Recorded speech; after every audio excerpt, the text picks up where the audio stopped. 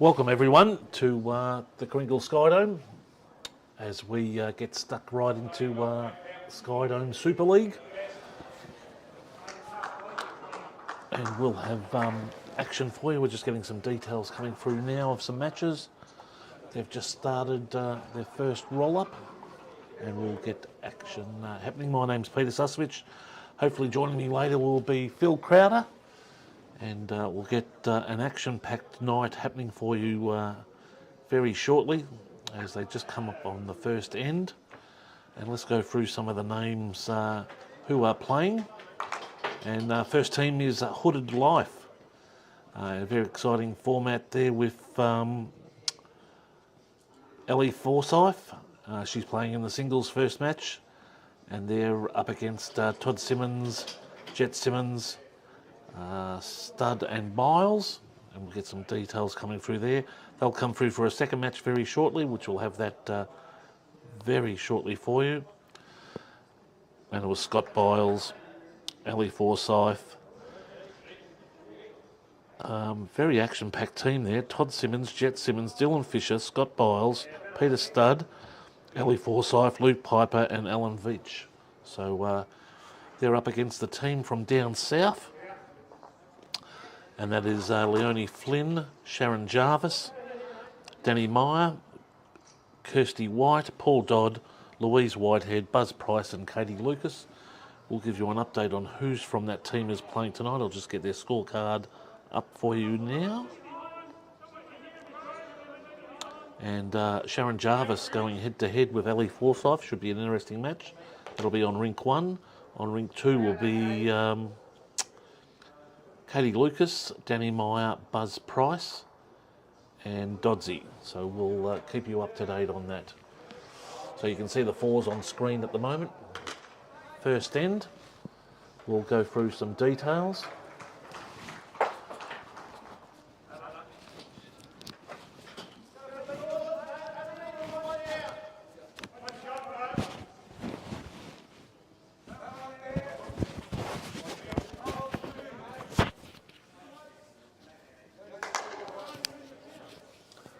Any comments, folks, please put them down on the Halftime Heroes page.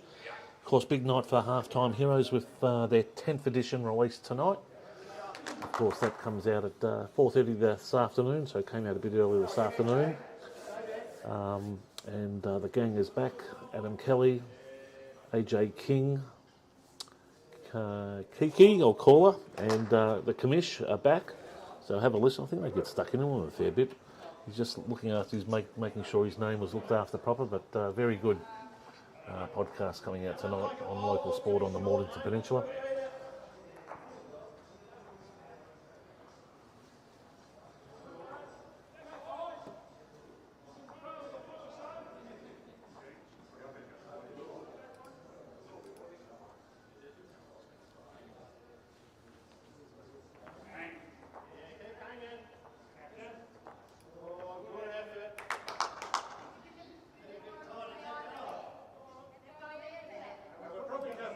And we'll get you up to date also with other teams going on. Phil's just doing some admin duties at the moment. Once he's got those in order, we'll come back to you with some details. I'm just getting some scoreboards up and going. Of course, we're on the first end here. Ends really don't count in this format, so I can let you know it's probably timing. So we've got an hour and a half to play the singles, which will probably play out, and that's the first to 21. Brendan Elliott there. G'day, how you going? Good to have you on board. A couple other viewers just tuning in. I'll call them the regulars. It's great to see, and a lot of people sharing the link. So fantastic. We had 5,500 people watch us on Tuesday night. So Thursday night's looking very, very good.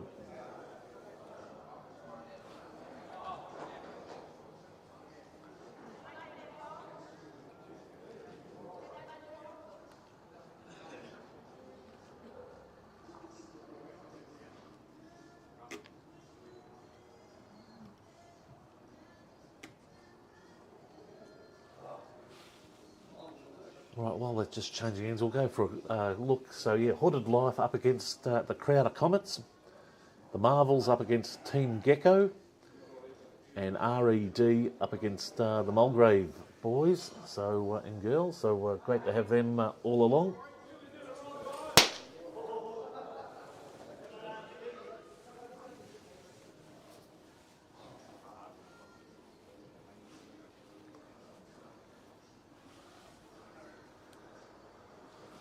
So as we go back, and some further details are just coming in.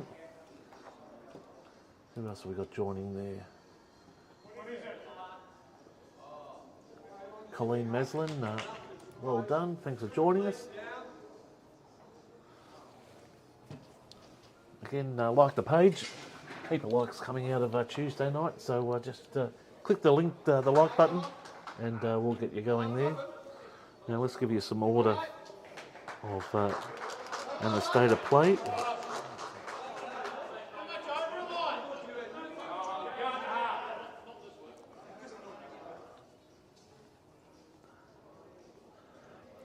Right, for the Crowd of Comets, it will be Paul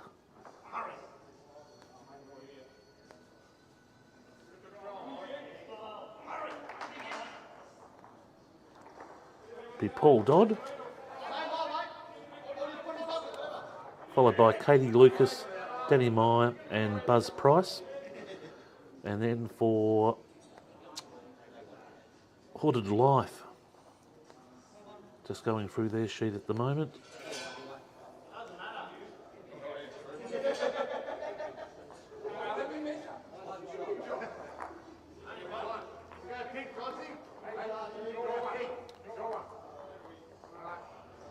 That's Peter Studd as the lead, Jet Simmons as the second, Scott Biles as the third, and Todd Simmons as the skip.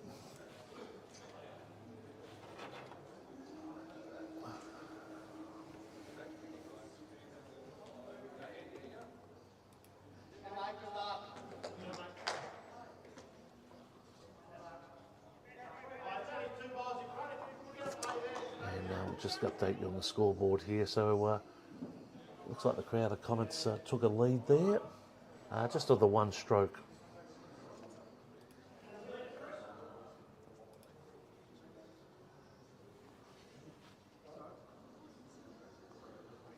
I'll try and keep you updated through the night with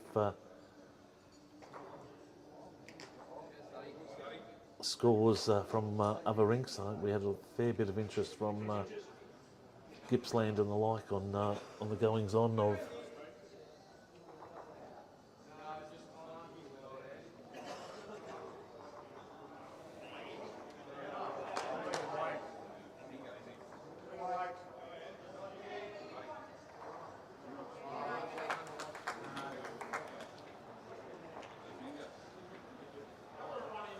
again, thanks to our sponsors, Crowder Community Real Estate, Macmax Australia, Momentum Gaming, Resting Toucher, Proab, no more the Power of Choice Electrical, of course Pure Plant Protein. We're going to give them a plug, and we'll go through some details later about what they do and what they're trying to do on the Mornington Peninsula, and also Halftime Heroes, so we'll keep them.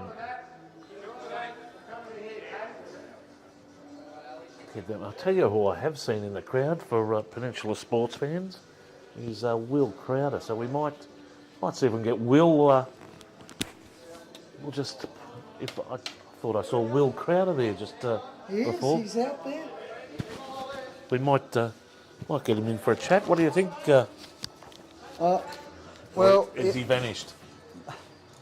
I've never known Will not to have a chat, my friend. So I've mentioned that we might get him in, and he's certainly happy to do so. So one of our sponsors, silver sponsors, Crowder Community Real Estate, and they've also sponsored the team, Crowder Comets, who big tough ask playing against Team Hooded Life, of course. Well, they're leading at the moment, Phil, so the Crowder Comets are up at the moment, one shot. Yes. Well, they're down 3-1 in the singles now. That's Sharon Jarvis playing Ellie Forsyth. Yep. So Ali Forsyth, of course, is the New Zealand international captain coach of the Clayton Cobras. So an international bowler. So big ask for Shaz, but you know what? What a great opportunity to have a game against a quality bowler. So here's young Jet who's bowling. He started off so young. People in the... Oh, great bowl. Likes that. He's bowling really, really well. He started off young. He used to go to all the bowls tournaments all over the place. The Vic Open, Australian Open. And as a kid, even his diapers, he was rolling bowls around, Pete. So everyone knew, and he started off really young. But then he got into all his other sports, and he's just got back into bowls and enjoying. He was here on a Thursday 242s with his father Todd, and he's the hope is that he gets back involved and starts playing for Clayton. So he's certainly bowling very well. Scotty Biles, who came down from the lower end of the peninsula, connection with Hastings Bowling Club. So I've been playing with the Clayton Cobras for some considerable time now, and a lovely gent. You meet some lovely people. And there you go, that's coming in too. Now Big Danny Myers, who plays with Cranbourne at the minute. And well known down around these parts as well. Often has a roll up here at the Kringle Bowling Club. Big Danny Myers. Buzz Price, the skip, well, of course, he's a skip down there at Rye on the lower end of the peninsula, Mornington Peninsula. Phil, I was just going over the numbers on Tuesday night, which we saw just over 5,500 people kick in and have a watch of our first edition. Mm-hmm. Yes. Sorry. Great number, 5,500 watching. Roy! We're going to make Good contact roll here. and oh, what a great bowl! Quality bowls. Tell you what, they're going to be a tough team to beat, this Hooded Life team. Well, this. But I'd suggest, obviously, the first end was won by the Crowd of Comets, because they're actually they rolled the jack. Sharon picks up. Wow, Sharon picks up a whopping great 4 on that one, on the singles. So she picked up 4, so she's leading 4-3 over Ali Forsyth after 2 ends. 3 ends, 4 ends. And Buzz Price, a frequent flyer here at Kringle as well on the greens. Yes, he is.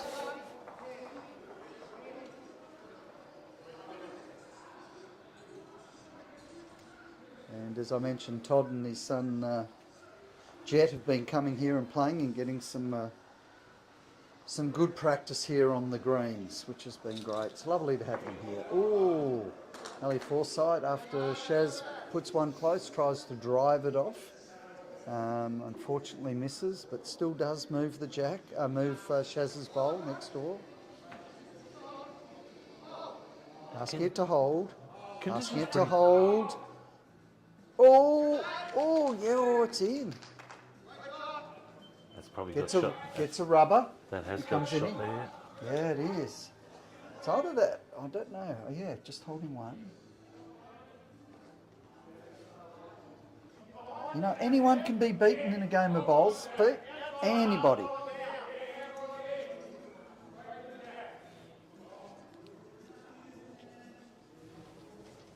Ali Forsyth again looking to drive the jack.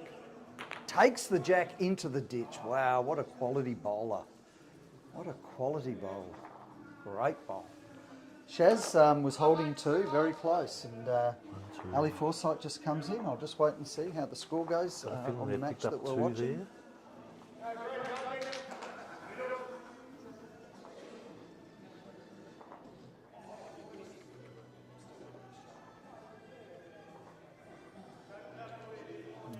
to go and ask if somebody can keep the score. Would help. They're not using it at the minute, so I'll be back in a minute.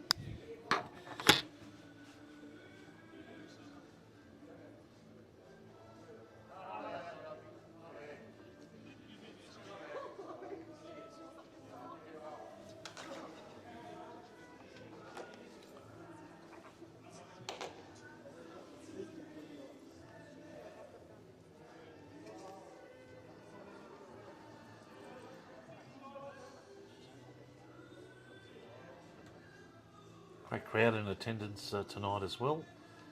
Dinner put on for the players.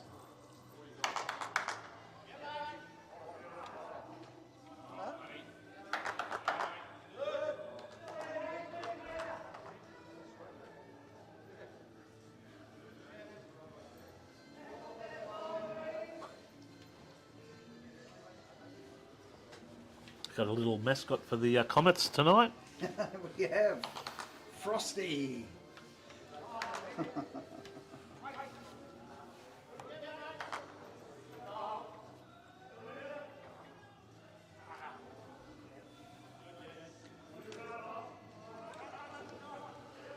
Right, we're just coming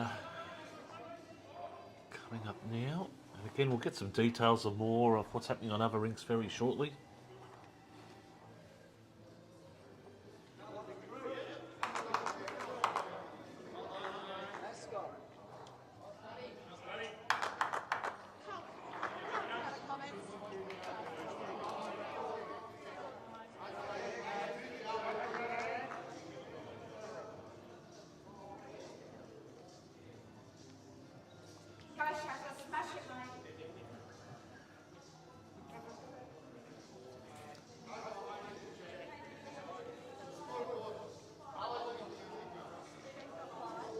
Some cheer squads rolling up in the moment, so that's great. Large, good numbers rolling up, as you can hear by the effects there.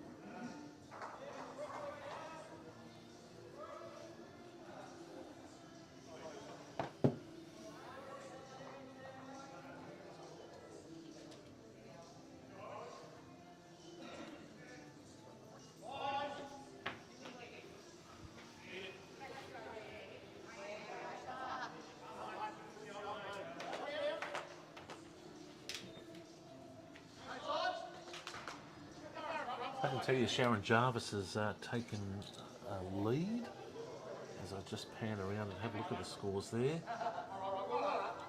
Actually, I can And Ellie Forsyth taken the lead back and is currently leading 5-4.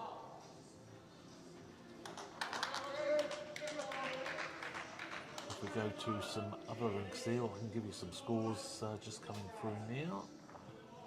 I can tell you that the Marvels are trailing Team Gecko in the singles 5-4, but the Marvels are leading 3-1 in the fours.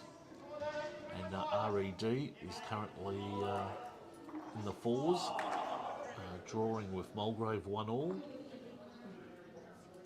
and currently leading in the singles 5-2.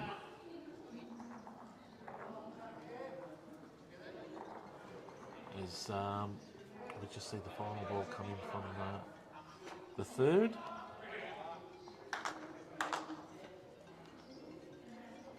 Still a long way to go here. Just a reminder, we finish up at 8 o'clock, and they'll have a half-hour break. We might stop the stream and then come back with another, just to keep you on toe with what's going on.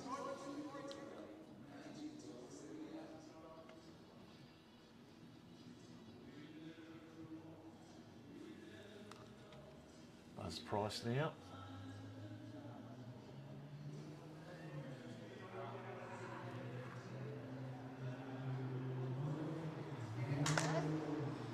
Narrow coming in,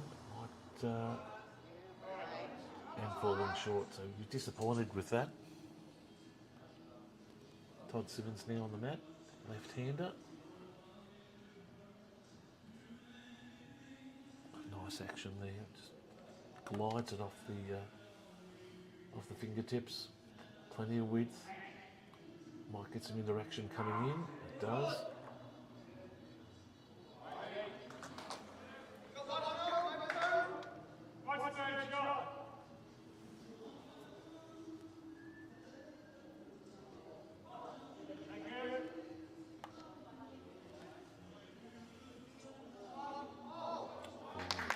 Get around, just sneak around, it does.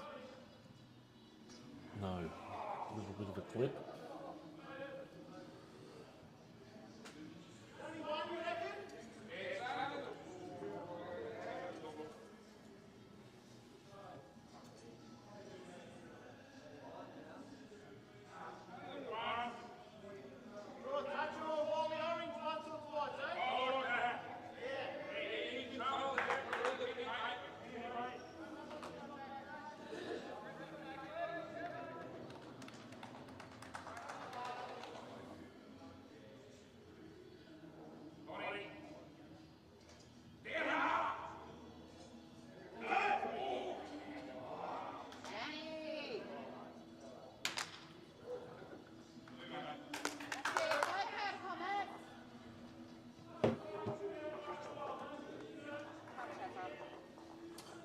So the crowd of Comets really taking it up first up.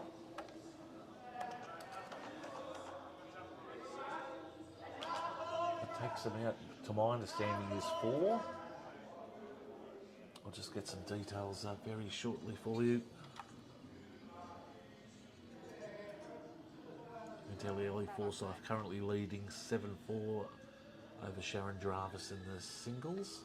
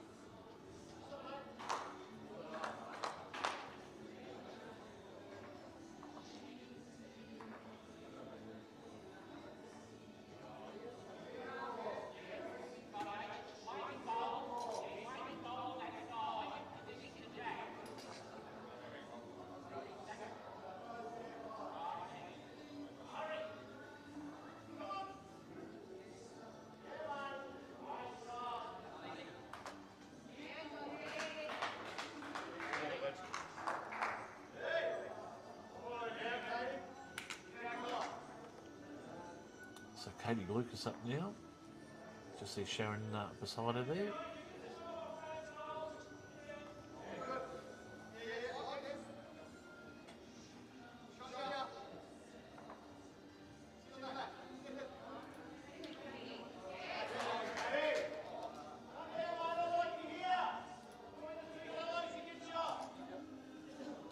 Again, folks, any comments, chuck them through on the Halftime Heroes page. Had a good chat there on going on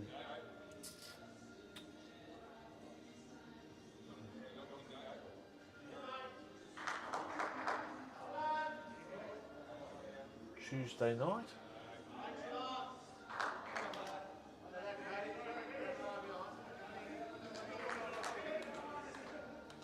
Katie coming up again.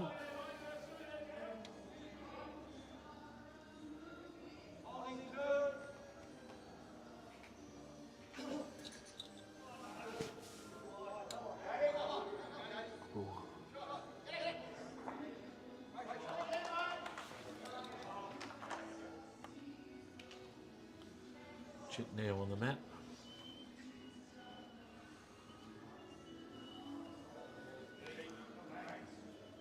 Nice release. Needs to come in, needs to come in.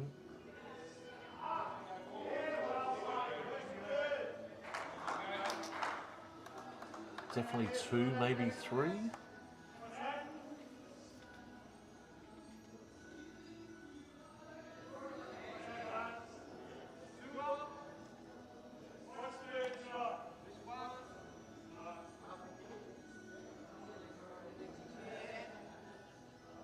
Needs to hold a bit more power.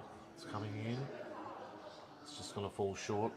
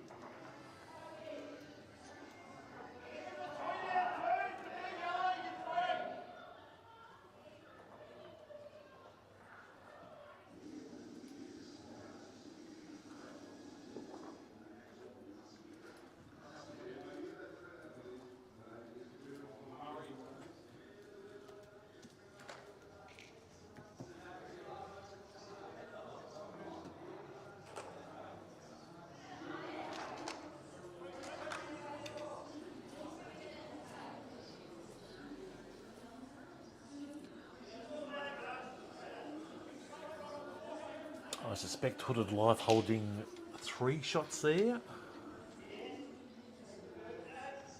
Buzz will try and disrupt what's going on there at the moment.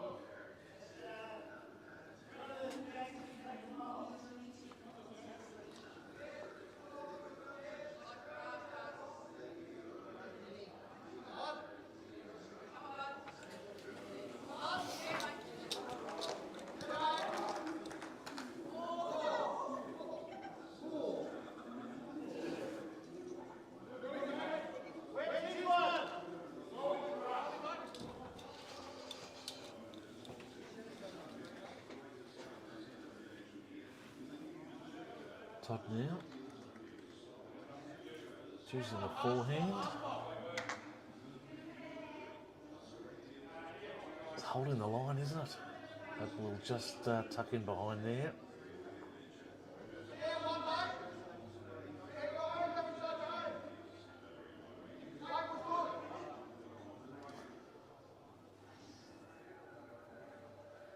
Buzz now, opportunity.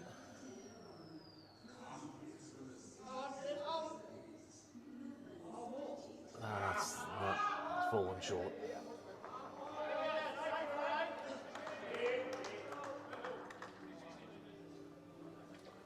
So Todd being asked to swap sides. He'll come in on the back end now.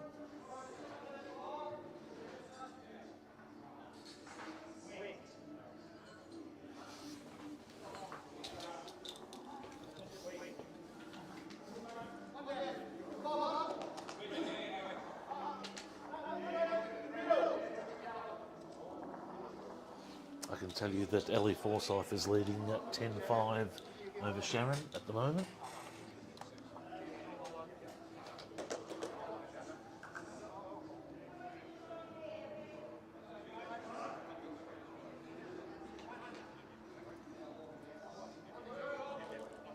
And Ellie picks up another 1 there.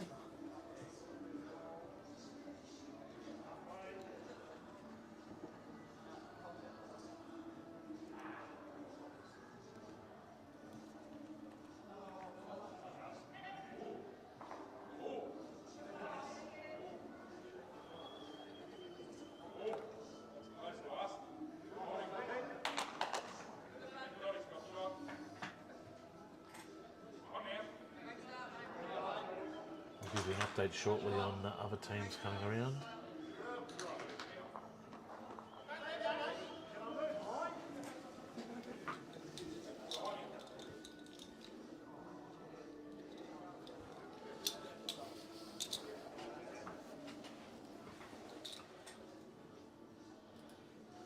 Just updated the scoreboard there for you. It's there. So Crowd of Comets are currently leading at 4-1 with Hooded Life just taking the last game.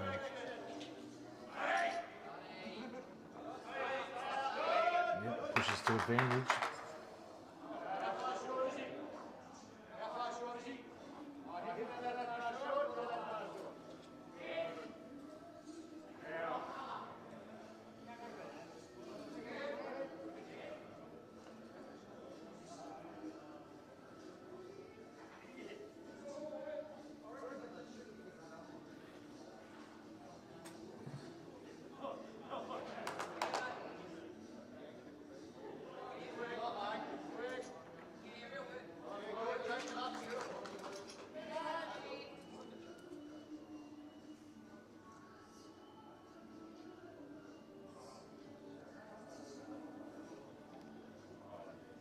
Jet Simmons now.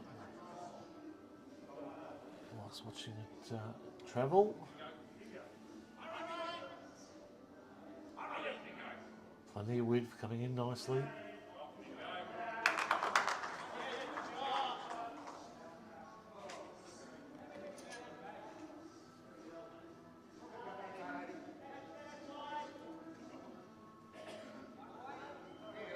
Look good in their tops. The Hooded Life tops and the Crowd of Comet tops. There's Katie Lucas now. Left-hander on the forehand. Looking to come right around. Plenty of grass. That will need to turn a fair bit.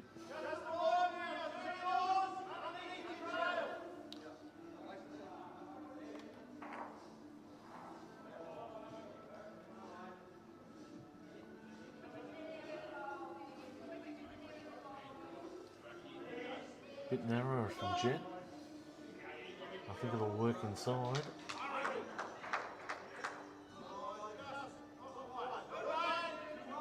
Oh, popped a little bit of a gutter there, I think. Held him in.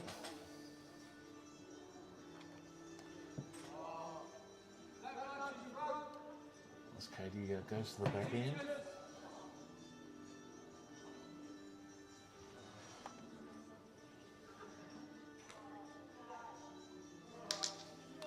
Of course, $5,000 up for grabs for the winner. She might just get in line, get a nick. Great result.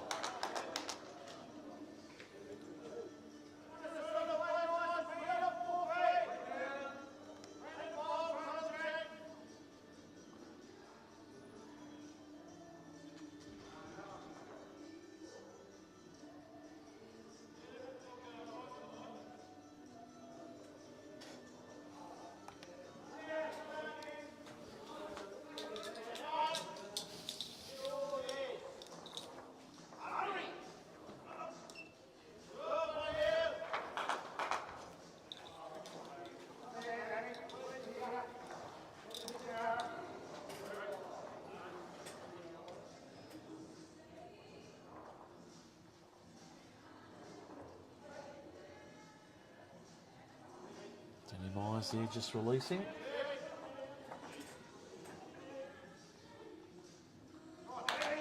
Just some interaction here. Will come inside.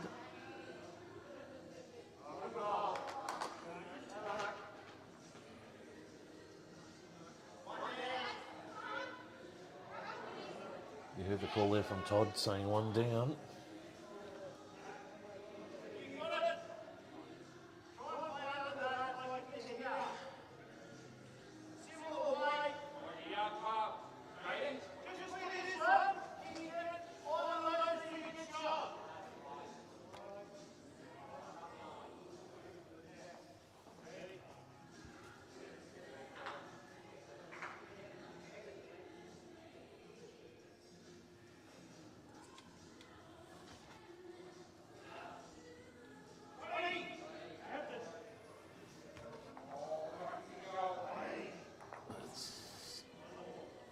It's probably taking the wrong bowl there.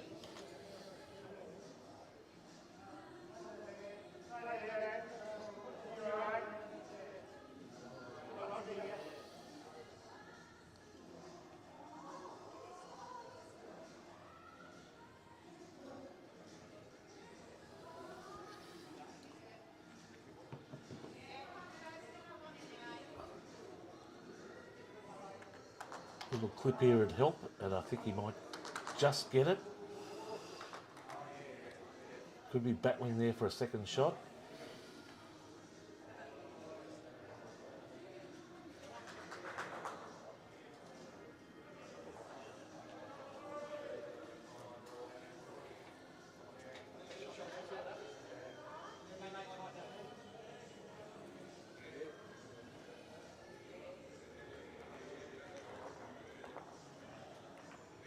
As soon as this end finishes, we'll just pop over to the scoreboard, have a look at updates, go through those, and keep you up to line what's happening.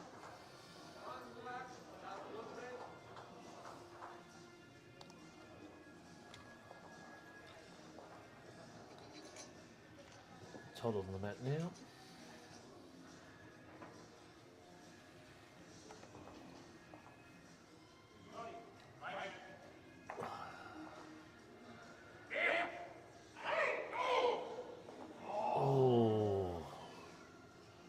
Good option. It was a good option.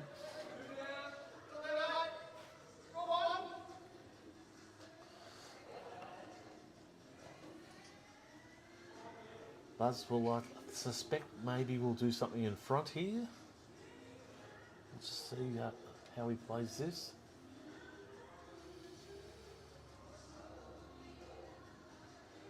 Just fallen short and across the line. Of course, big night in sport. We've got the football on tonight. I think the Swans are up against the Tigers. Also got the cricket from Headling, where I believe there's rain at the moment.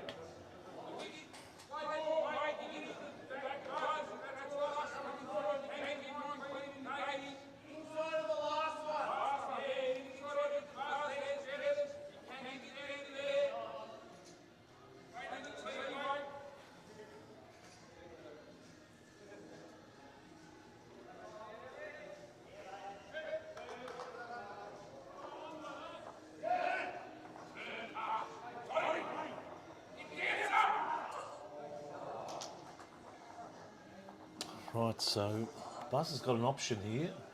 I think he's holding 2 at the moment. I think he can play it safe though.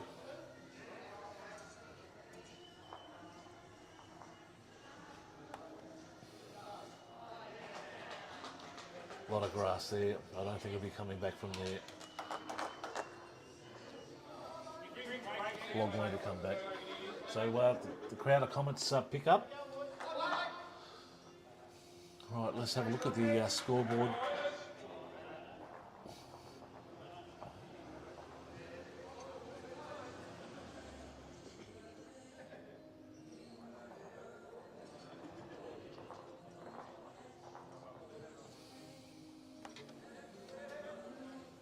Right, we can see Ellie Forsyth currently leading 12-7 over Sharon Jarvis.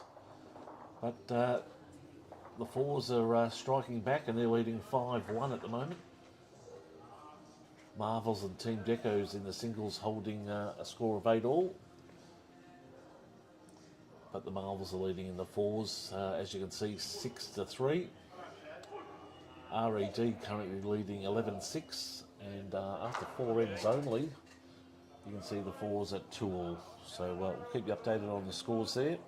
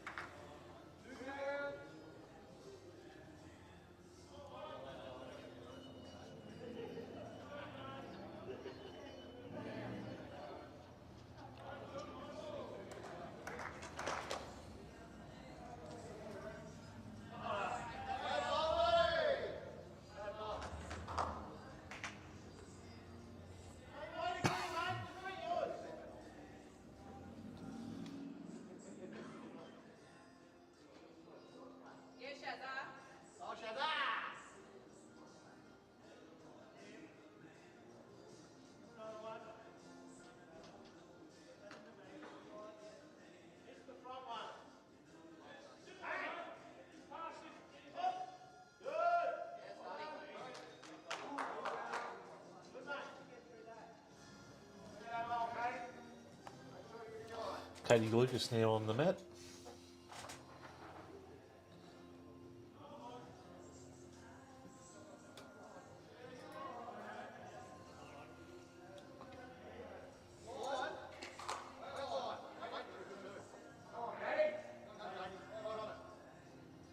It is actually, it is right down on it. Just might come underneath, but a great posse. Gently on the mat.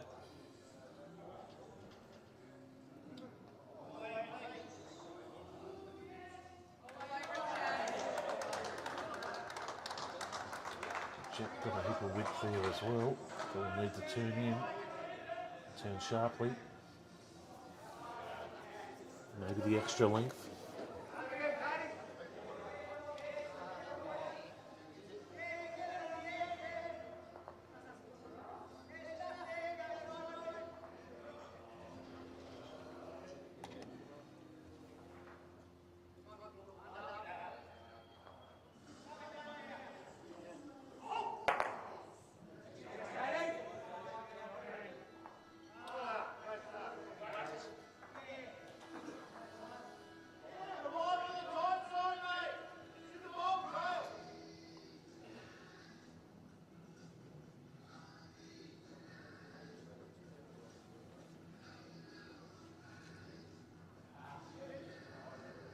Jet just guiding it down, still persisting with the backhand. It's coming in nicely, isn't it? I think it will collect, yep.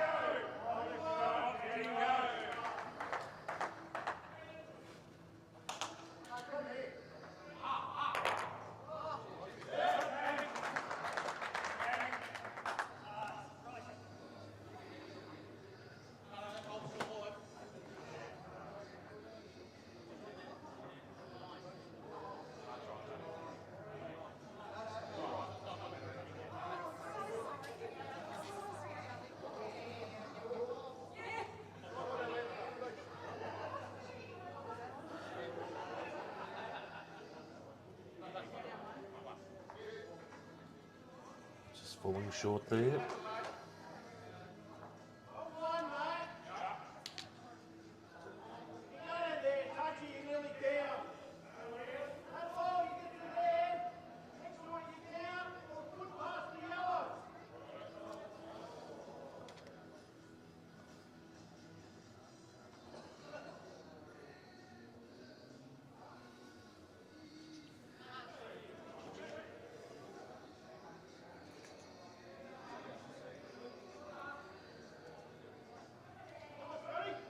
Scott coming around. got the workload to get in, hasn't it?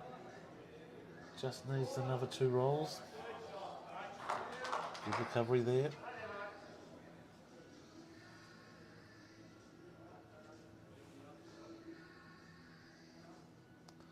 Danny Myers now.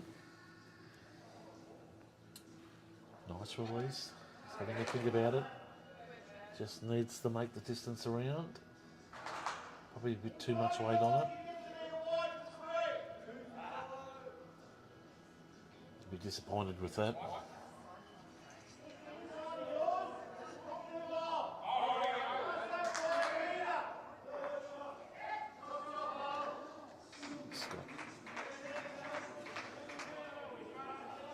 Scott getting the clear instructions there.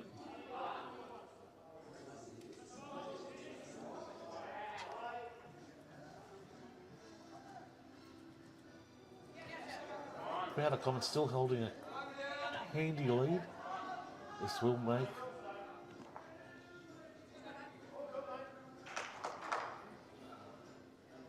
still open, especially from the left of screen.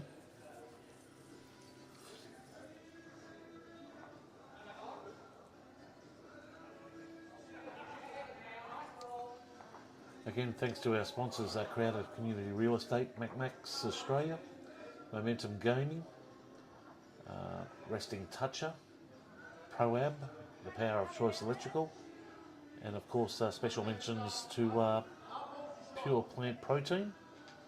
So great to have them along for the journey.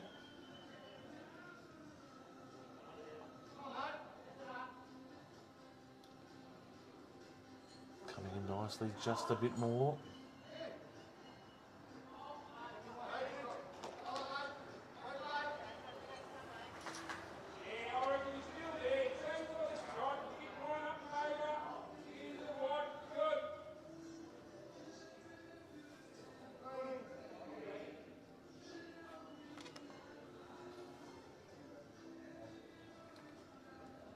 Maybe a touch wider. I have to do a lot of work to come back from there. I'll just rest. Bit off the action there. Chance for Buzz Price.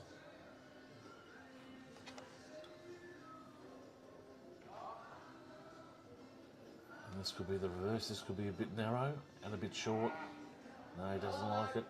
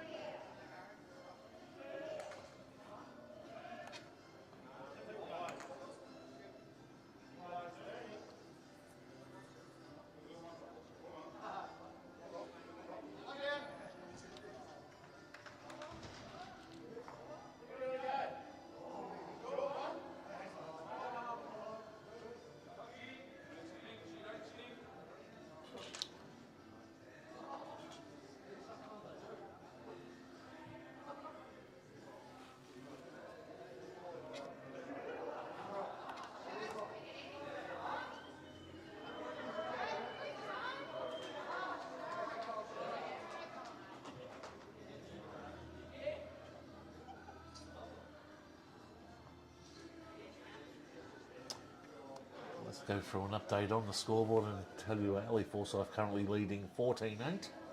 Just a reminder there in the singles it is first at 21 or 21. Hooded Life currently trailing 2-5. Just updating the scoreboard now in the fours. I can tell you Team Gecko currently leading 15-10 in the singles and trailing 3-7 to Marvels. And RED in the singles leading 14-8, and in the fours currently leading 3-2.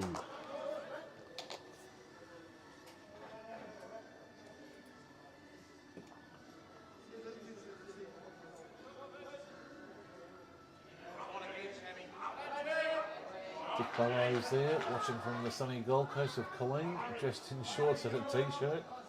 Keep the good work in promoting the game on the peninsula. Thanks, Dick. I can tell you that it's absolutely freezing here at the moment. So, Michael Stanley, at least the bar sales will be huge tonight. Thank you, Michael. Good luck to the Tigers tonight as well. I'm pretty sure they're up and going.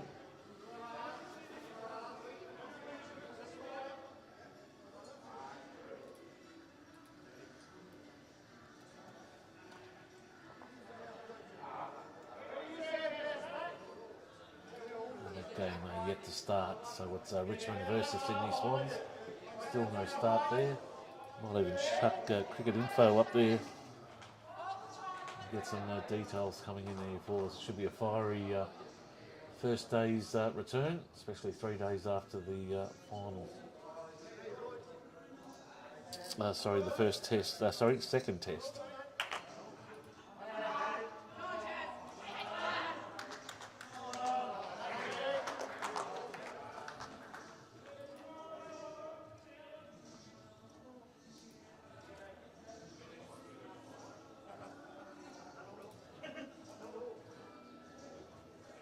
So the tested headingly due to start in around 38 minutes.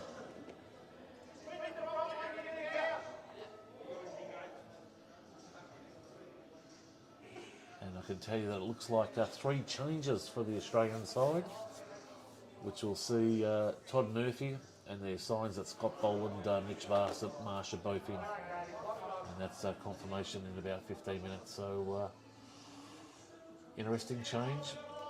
So Todd Murphy probably coming in for Nathan Lyon, but great for that.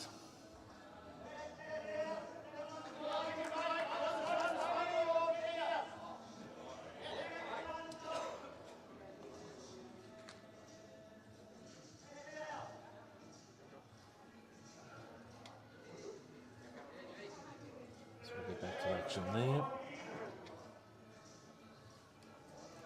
Still a close game here. Looking at the time, 7:23. So we've just got over 37 minutes left.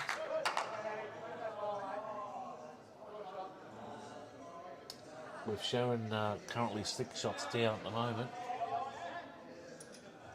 She'll be looking to get in. Actually, I think she's more now. Just looking at the scoreboard.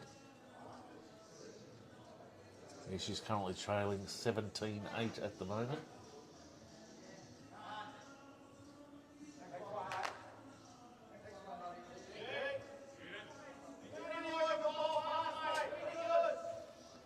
Plenty of room here at the moment.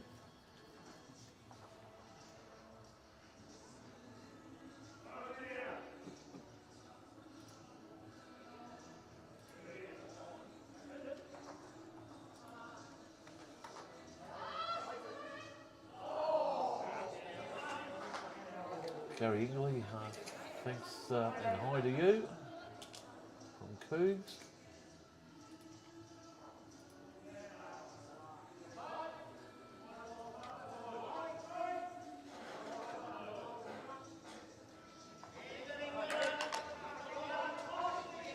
So the final bowl of Danny Miles coming in.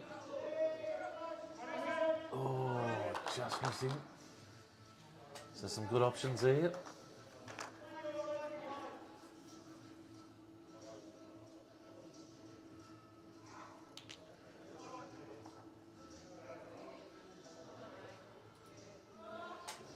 And of course, don't forget the Halftime Heroes podcast, which dropped this afternoon at 4:30.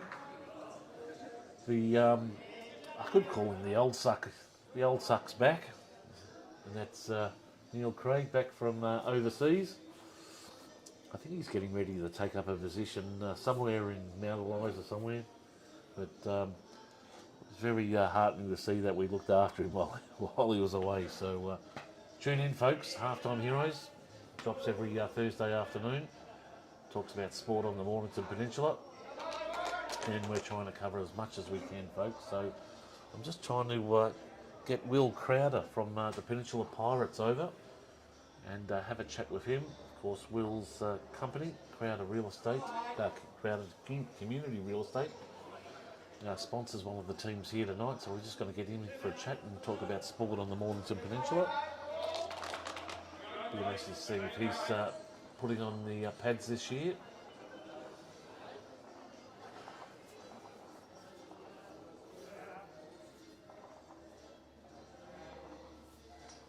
Todd Simmons just falling short there. Yeah, he won't be liking that. Buzz Price.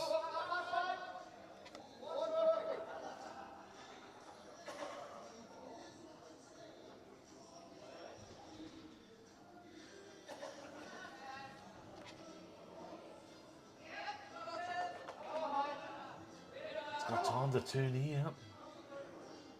Just needs to drift in just a touch, and I think he may have it. We're going to have a look here.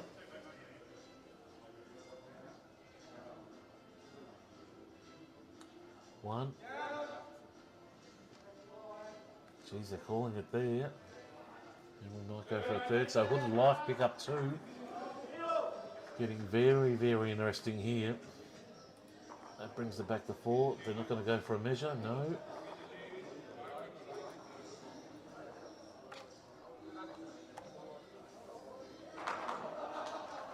So that's very, very interesting.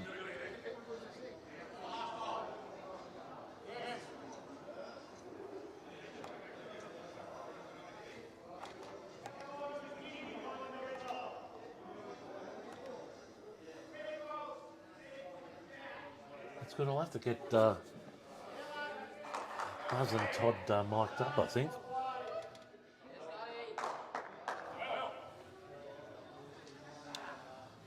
Again,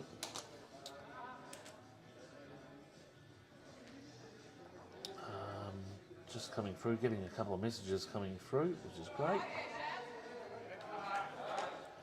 I'll tell you, the message coming through is pure plant protein. Now, folks, they're trying, just a small company on the Mornington Peninsula, trying to make a breakthrough with a number of sporting clubs. We're going to try and get some product down here next week for all to try. But feel more energised with the delicious Australian fava bean protein. It's geared towards taste and performance, and it's the ultimate in plant protein. It has the highest protein percentage on the market of any vegan protein, contains a number of artificial, and unlike other plant proteins on the market, has a smooth, grit-free consistency. Pure plant protein is the better blended product and the new standard in plant-based protein. So, folks, I'm going to hit up Miles. We're going to get some product down here next week, and we're going to give it a burl. See how it goes with the regulars down here, because I'm told it works. Protein's very good, especially after exercise. So we'll see how we travel there. Jet Simmons on the mat now.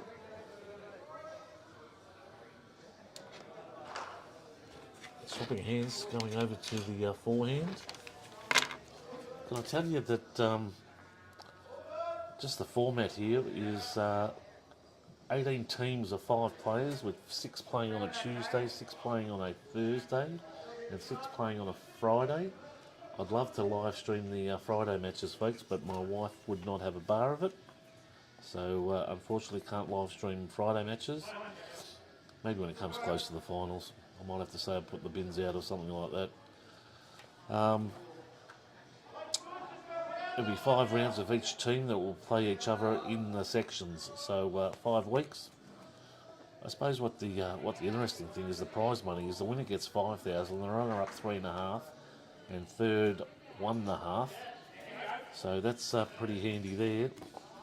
I believe some of the rules have changed from previous years. The spotting of the jack helps push times a lot faster, makes it more continuous. So that's a big help. I can tell you that Ellie Forsyth's currently leading 18-9 over Sharon Jarvis, and I think that game will conclude at 21. So we'll keep up to date. Maybe Sharon can make an impact there.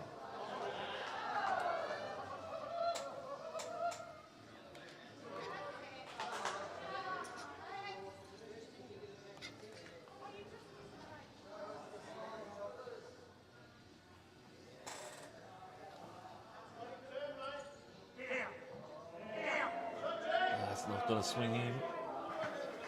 So About 1500 wide there as Danny Myers comes up.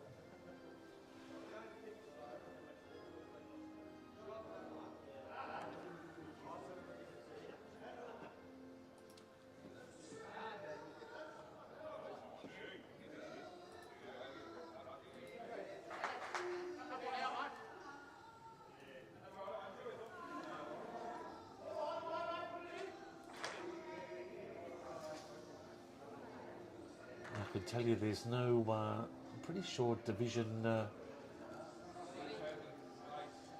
1 footy is off this week. I'm just keeping a track of things. I've been pretty busy at work. So yeah, 15th of July, rounds resume. Of course, some tight matches last week with Lang Warren just beating Bond Beach 68 to 56. Of course, Germana giving Rosebud a hiding. And Frankston Bombers unfortunately going down to YCW. Mount Eliza's still holding out there at 80 to 53 over Red Hill and the Pines, with some new recruits 93 to 85. I'll call that a spirited Sorrento, as they were leading at one stage, so very good there. Second division matches this week. Some interesting one. Probably the main one is going to be the Coringal versus Mornington. So I hear Tom Curran, is out for the year, so that will be interesting.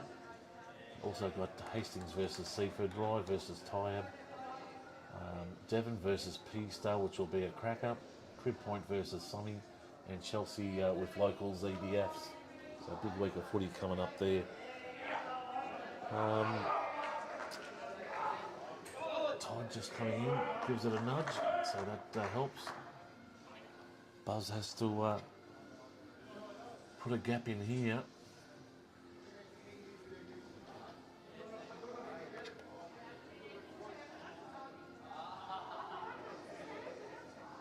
I don't think it'll get around. By the looks, it will not get around. Yep.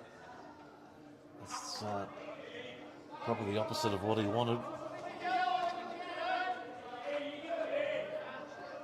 He likes yelling out, Todd, doesn't he? Gives pretty clear instructions.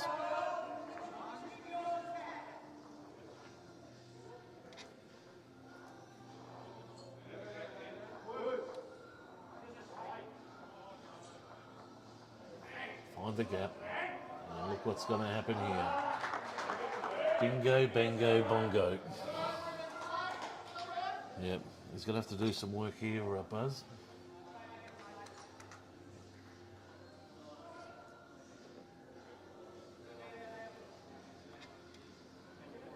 He's giving it the width. I tell you what, just needs to creep inside. Just. Oh, the wobbly pitch. Oh, it does fall in. I reckon he might have it.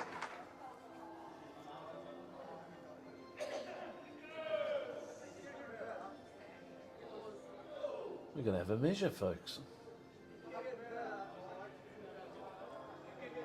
Love it when the 2/3 can't agree and, yep, someone's got to get out and measure. I tell you what, in the scheme of things and where we are in the match, it's pretty important, this one.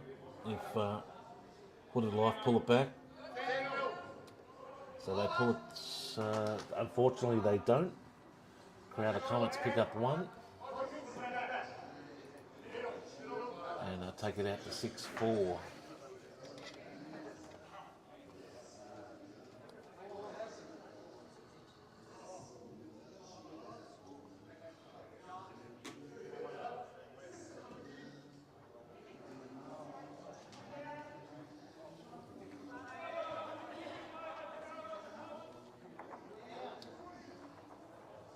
So time-wise, we're looking at 25 minutes, so possibly another time for 2, maybe 3 ends.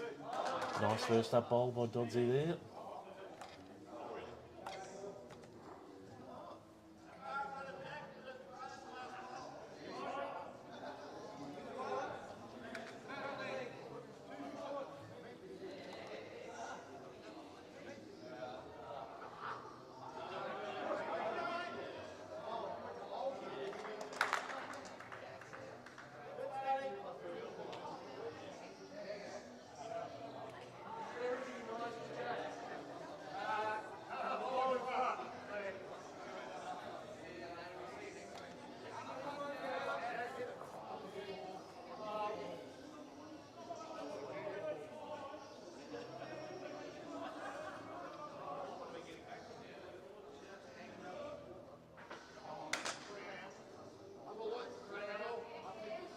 Sorry about the focus there, it's on auto focus at the moment. We're just trying to deal with the cold and the mist in the air.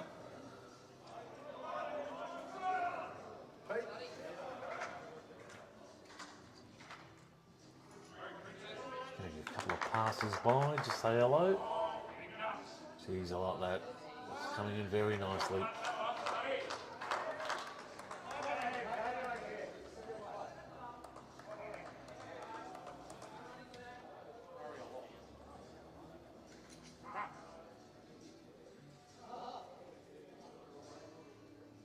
Katie now. It's not really a motion, is it? It's a bit of a flick off her wrist there. She's just cut it a bit narrow there, and we'll push through.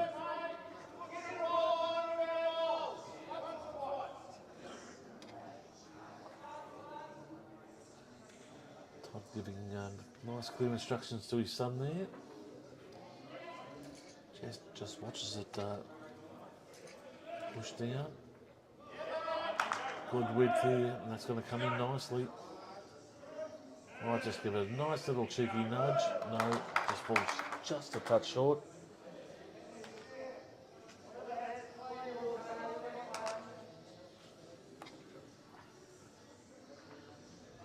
Katie, I think, persisting with the backhand.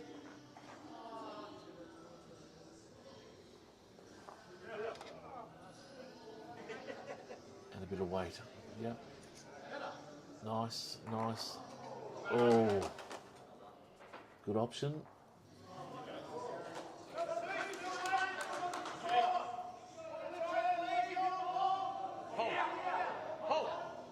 Pull out.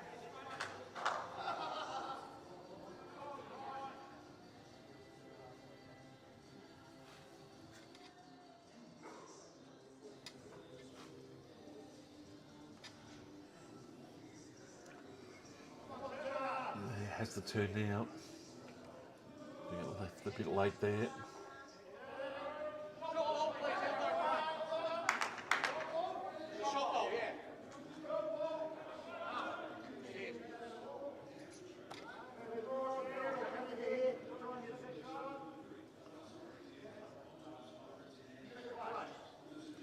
Jenny now on the mat.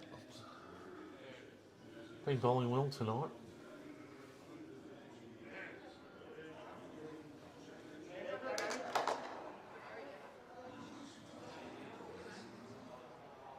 Just needs to hold, come in a bit, just hold the line. Very nice.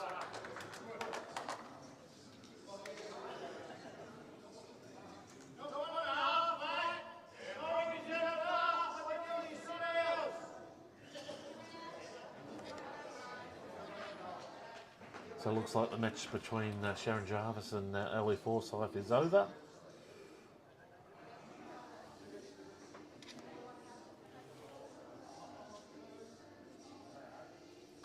So we're coming up to 20 minutes left. Very nice. Great attempt.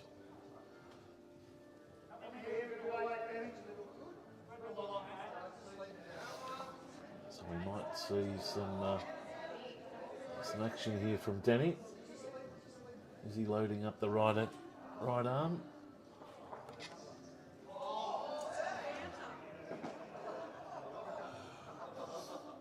Someone tripped him over.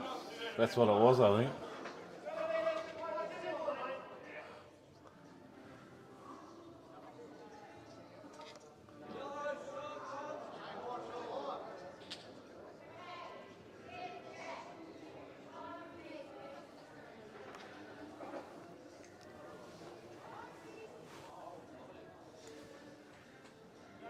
Don't you love them when they stand in front?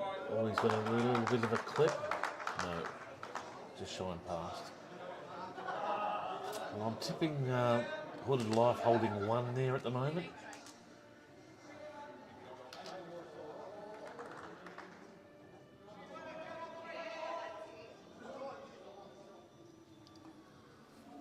Great atmosphere down here tonight. If you're in the area, pop down. You have a meal down here inside. The bar's open. Pokies are off and flying. A lot of members are sitting inside. It's a good night to sit inside, folks, I can tell you that.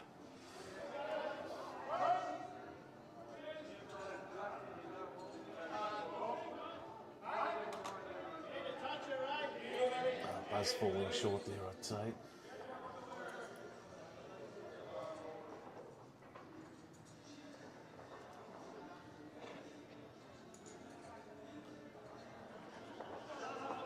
England have won the toss and are bowling, I can tell you. Is the boys committed here or what?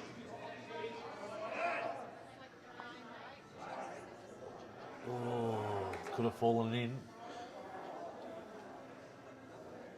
I can tell you it's David Warner, Usman Khawaja, Marnus Labuschagne, Steve Smith, Travis Head, Mitch Marsh, Alex Carey, Mitchell Stark, Pat Cummins, Scott Boland and Todd Murphy. Little talk of the might have hit a little crack there, I think.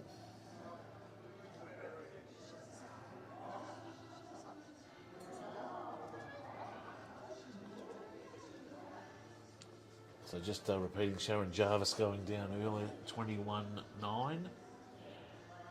But her teammates are holding part, leading 6-4. And just looking at the time, it is 7:43. So 17 minutes left.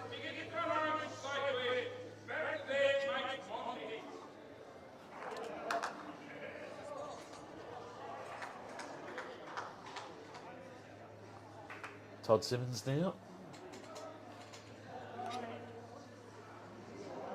Yeah.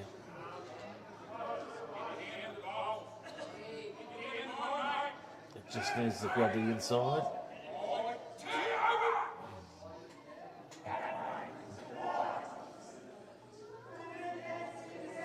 One. And everyone's having a look for a measure now. So crowd of comments picking up one. I think they might be confident about a second.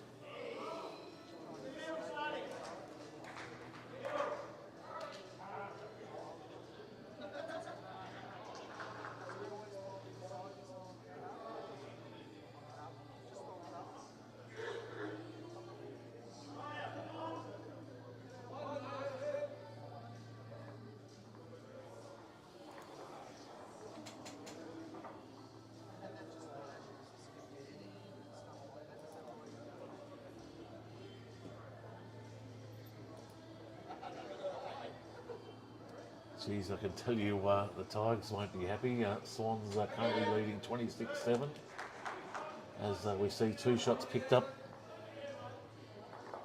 by Hooded Life, and that'll bring it back to a tie.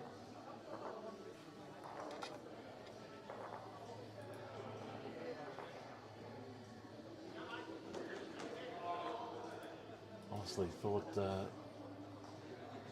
a crowd of comments had it there, but we'll just have a look at the scoreboard as we go back down. Yeah, it is 6-all.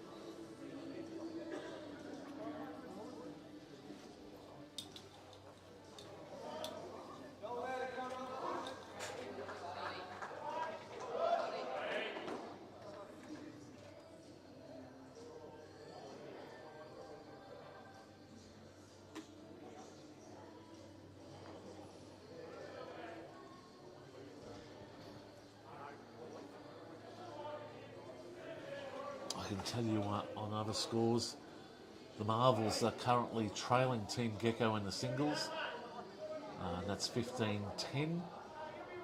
And Team Gecko have powered ahead in the fours. They're currently leading 9-7. And then RED are currently leading 19-16. So that's very close in the singles, but are trailing 5-6 in the fours. And that's against the against Mulgrave.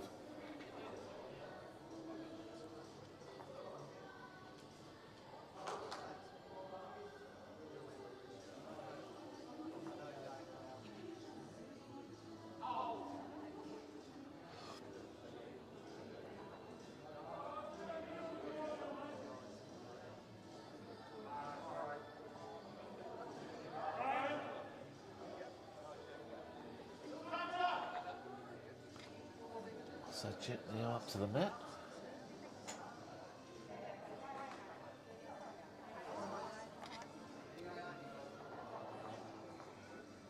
Up in for the backhand. Looks to be in a good spot.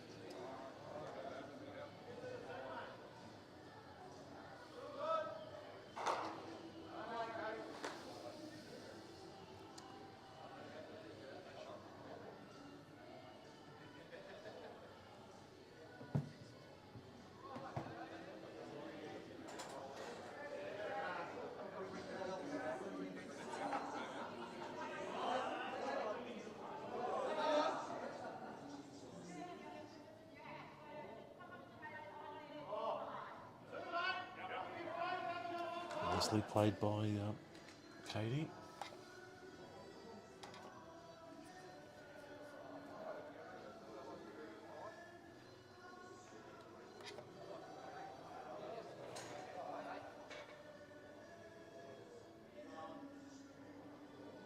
Turns in nicely. Well,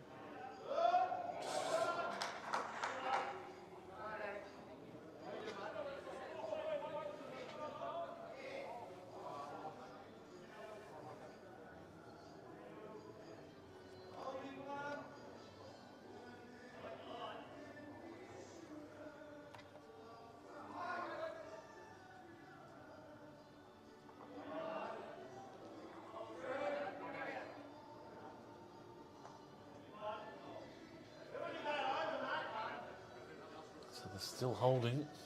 Score's currently tied, just looking at the time. Potential to get a second end in. Sorry, an extra end in before the time limit cuts.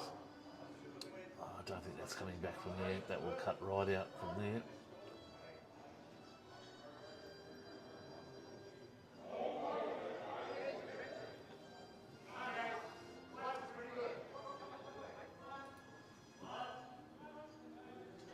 So Richmond clawing back to 13-27.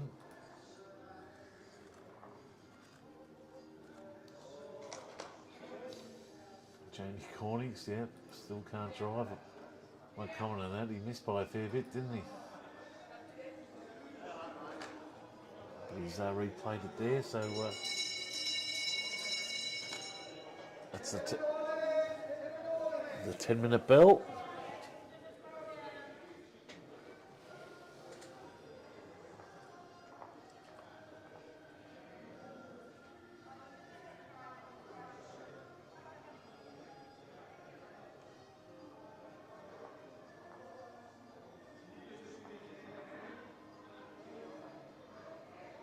So Todd's ball.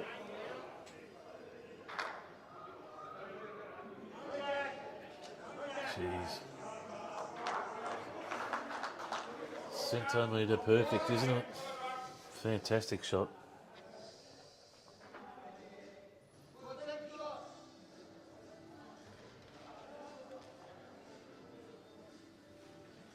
Score ties. I suspect they will get the extra end in. It's not going to have the weight, is it?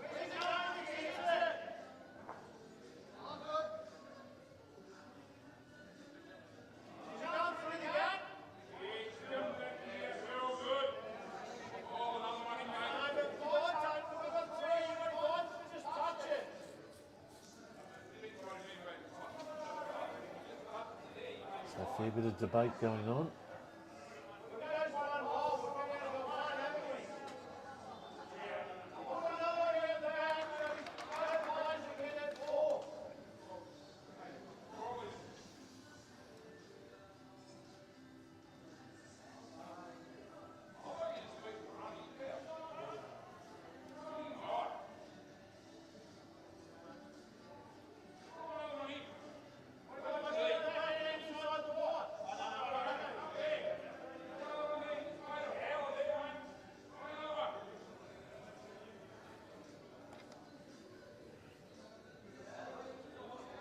think the width could trouble him here. Yeah, I think he might have a block in front.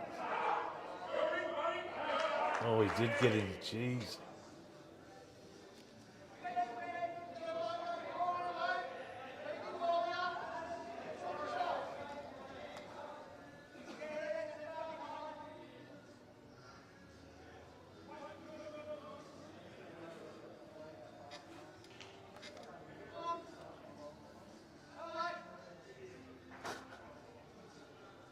Just tweaking a bit more.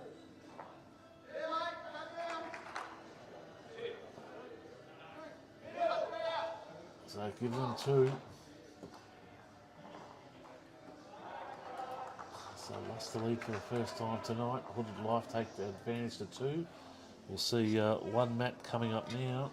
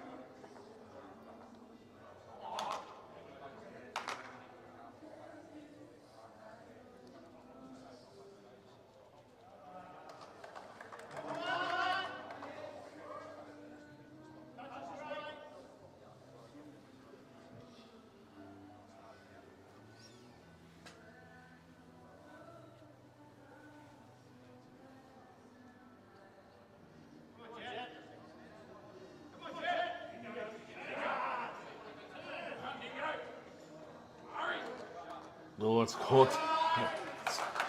It's caught the little route.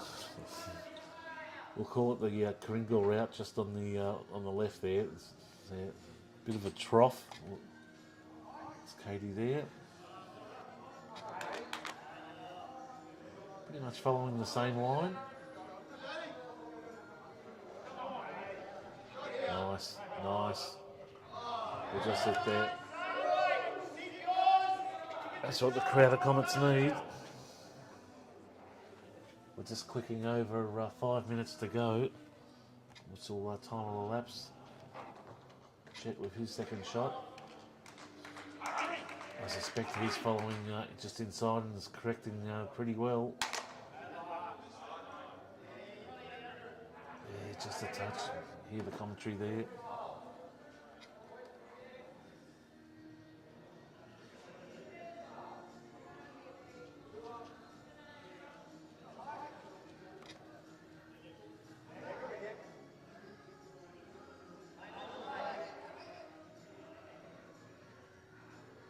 Jazz just followed it up.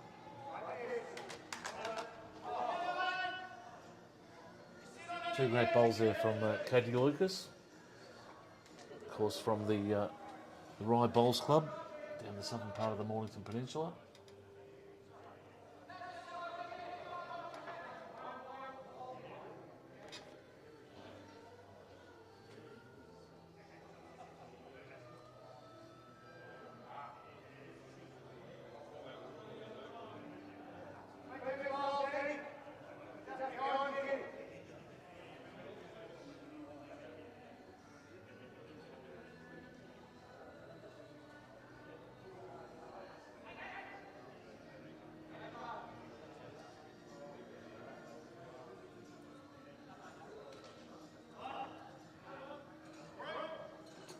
he's just a bit wide there.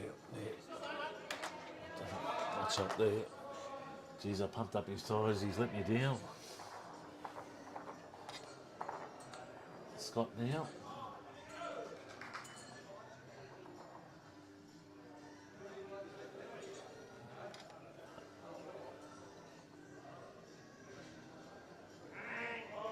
Just needs to hang it. I don't think he'll get a clip here. Geez, and a nice clip as well. If you don't mind. Like skipping stones, isn't it?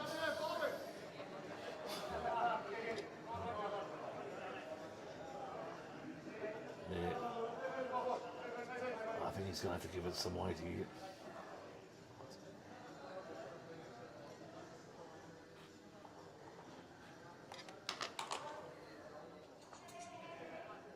Well, he'll need a clip here as well.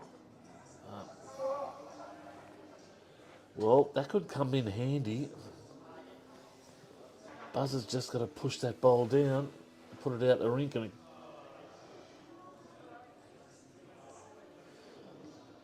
is there an option with that angle to put it outside the boundary and re-spot it?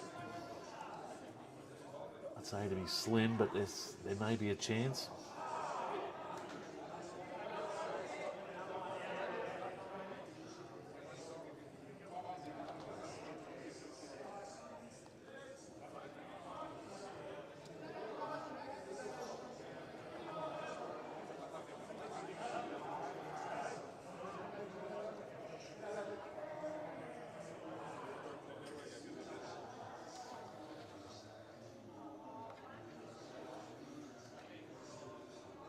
Todd Simmons now.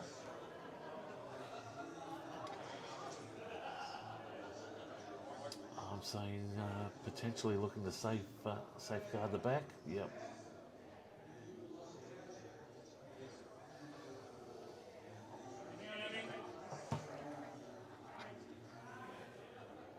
Buzz, has he rushed it? He's just having a look there. He's also looking to go out the back. That's time up.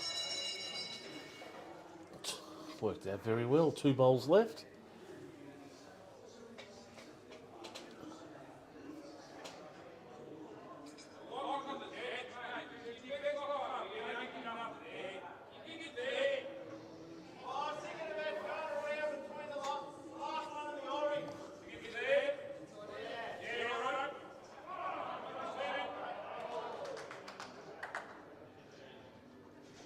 Tipping that Buzz holds the advantage at the moment if he does in fact go for it. And he is renowned for going for it on the last shot.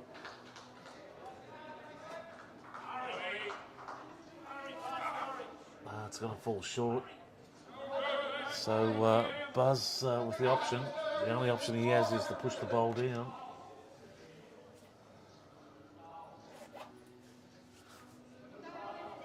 There's some weight there. Ooh. Hold. Just needs to Hold. Close. Little clip. Oh, that's fallen in the Kringle route on rink 2. And good win there to Hooded Life. Folks, I'm just wondering if we hold on to the stream or actually, I reckon we hold on to the stream because it's 1 minute past 8. They're due back out in half an hour. We'll play a couple of sponsors' messages. I'm going to try and grab Will Crowder from Crowder Community Real Estate. We'll have a chat with him. I'll try and have a chat about the Peninsula Pirates and how they're placed this year, coming up to cricket season. Great match here. Again, thanks for your patronage. I'll just update the scores there so you know what's going on. So, of course, Hooded Life winning that 9-6. Then Sharon Jarvis going down to Elliot Forsyth. I think it was Surrey 21-9. Folks, we'll take a message from our sponsors and we'll be back shortly. My name's David Allen. I'm the chairman of the board of the Kringle Bowls Club in Melbourne, Victoria. I'm Philip Crowder. I'm the bowls operations manager at the Kringle Bowling Club, which is home to the wonderful Skyedome.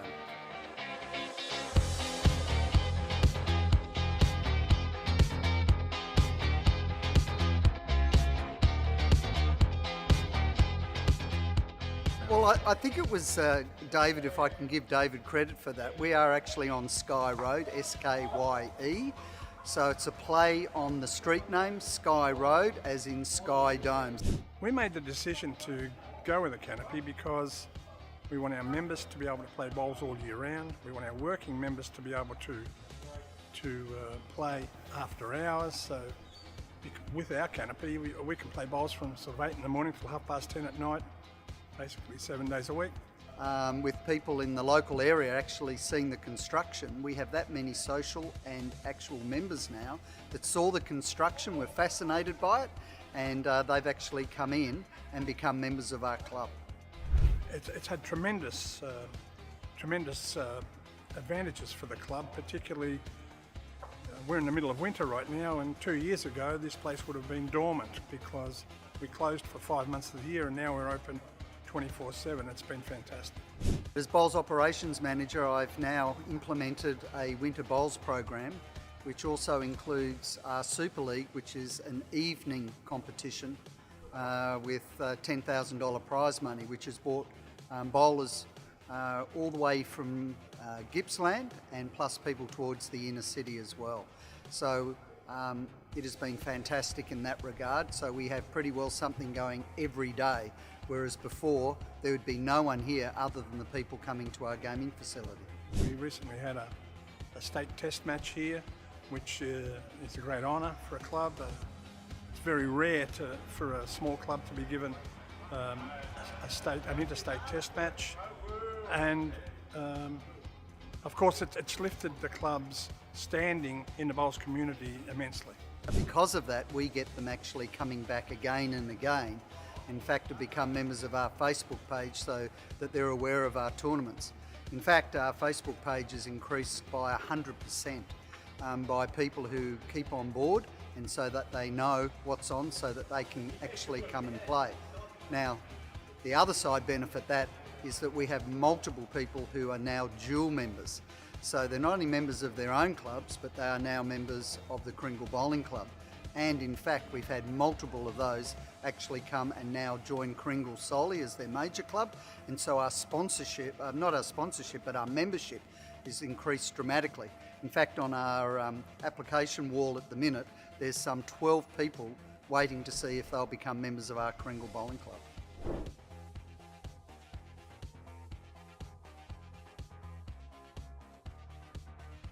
In my work, I managed to get around to a few bowls clubs, not only in Australia but around the world, and I've seen them all. I've seen all the brands, and the MacMax application is far and above the best. It's the Rolls Royce of fabric canopies, and we're so proud of what we've got, and we're happy we did it. It's an investment by Jeepers. It's a fantastic investment, and you know, often people say, would you do it again knowing what you know now? And the answer is an unequivocal yes.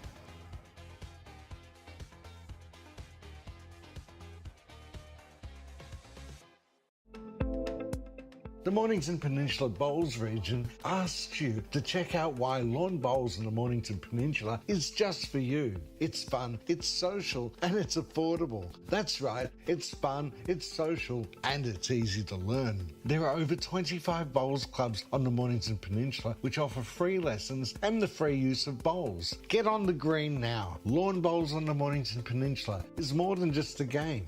Station sponsor.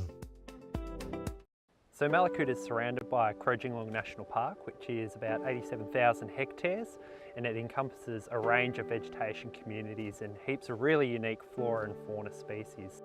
Leading up to the fires, we had a lot of drought.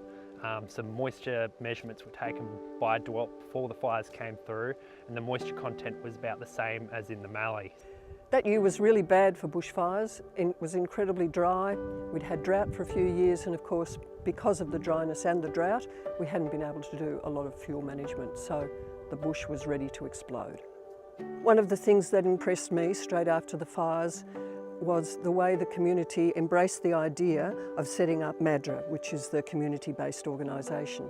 And one of the things that made us feel that we could go with that idea was the fact that the Bendigo Bank came behind us immediately and offered its support, offered its financial advice. That was a huge relief to us. The money that would come from donations, and there have been a lot, would be in safe hands. It's really important to support local communities in crisis because we're there for the local community. We're part of it and it's part of our DNA. So we're there both after the immediate crisis and through the long term to help and support the community grow out.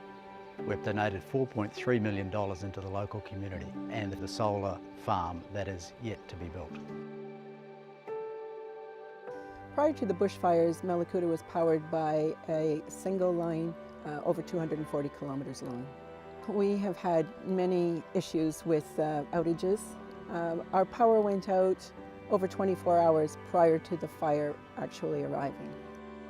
The solar farm is being built on East Gippsland Water's wastewater treatment plant to provide sustainable energy to this community. So the solar farm will directly contribute to the length of time that our microgrid will sustain itself. Without the contribution of the Mallacoota Community Bank, so many organizations in this town would be unable to do what they are doing. And without their support, our lives here would not be what they are. So nearly 2 years on after those catastrophic Black Summer bushfires, the bush is regenerating really nicely. You just go for a stroll anywhere around town or the national park and you're seeing amazing regrowth. The wildflowers are absolutely incredible now, and it's really awesome to see those species that we were a little bit worried about that may not recover after fire starting to recover. We have people here who've retired, we have people here who are trying to set up businesses, we've had people here who just want to go fishing. Mallacoota is a really unusual place, it's a very beautiful place. That's one of the reasons why people are here. That hasn't changed. People want to be here, people love to be here. I'm very optimistic about the future.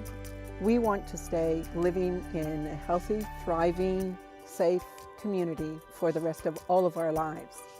And we are working to make that happen. There's a couple of really positive things that have come out of the community as a result of the bushfires. One is a real resilience. There's a growing optimism about how we reshape from here, given what's happened to us. A tremendously positive community spirit has arisen, even though we've been through tragedy.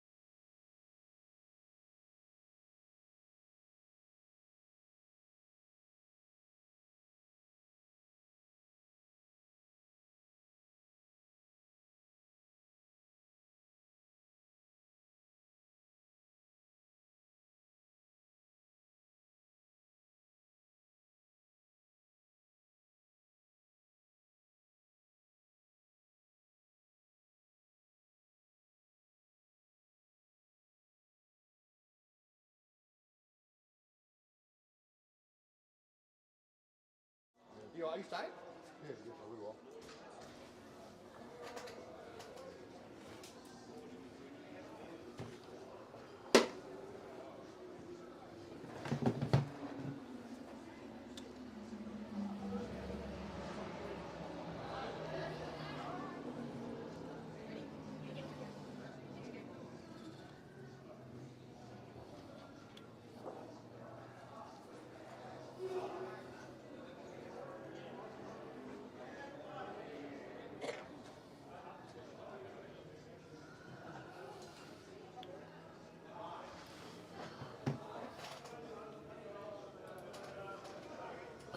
Rightio folks, we are back for this part 2 of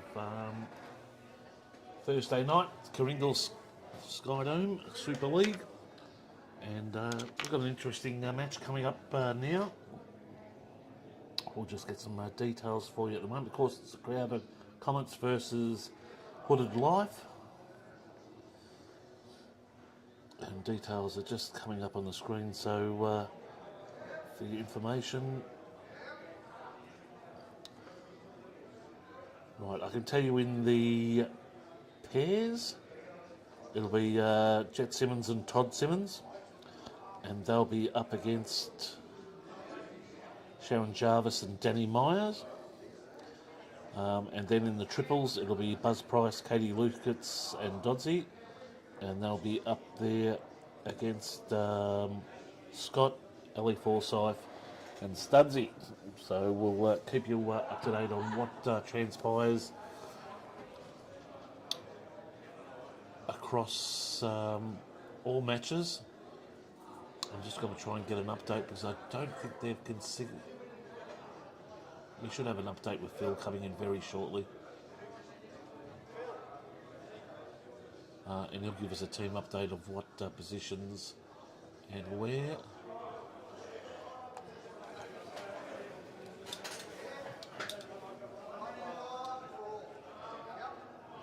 So we're just getting information on the roll-up.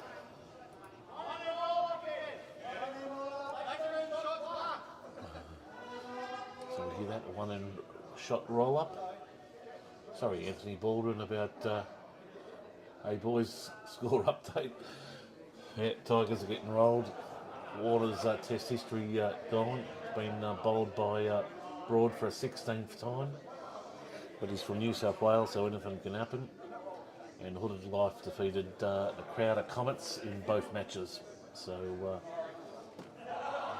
nice chilly night. I can tell you Australia won for 27. And Kawaja on 6 and Lavashane on 12. I'll tell you what, we better make some runs or he's in trouble as well. So we'll keep you going there. AFL scores the Richmond 5-6-36, trailing the Sydney Swans 8-6-54.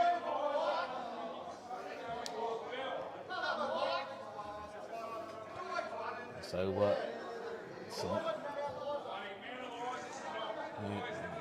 someone's bowled the ball before the bell. There goes the bell.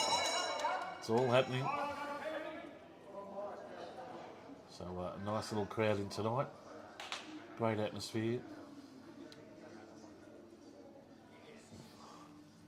And of course, a one end roll up, which will get them going.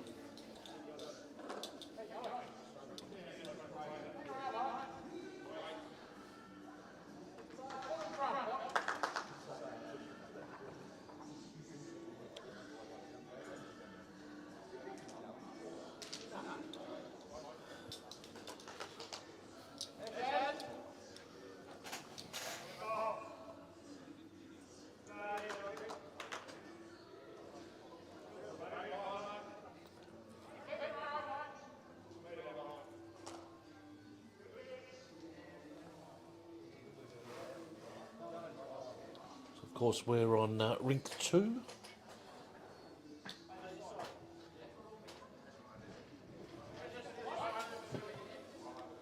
Again, folks, any comments, just chuck them down the page. We'll get them happening as quick as we can.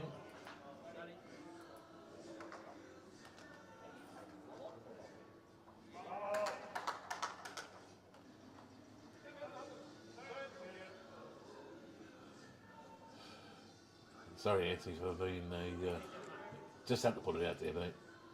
All good.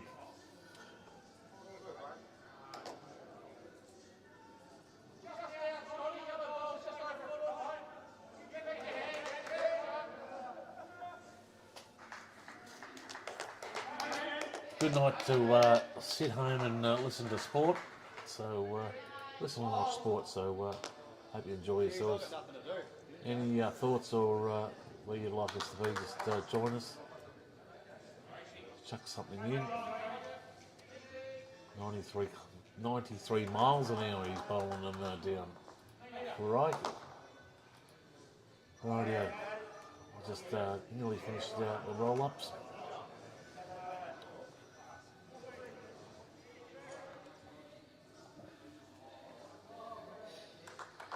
Great night for bowls. It's not that bad weather-wise.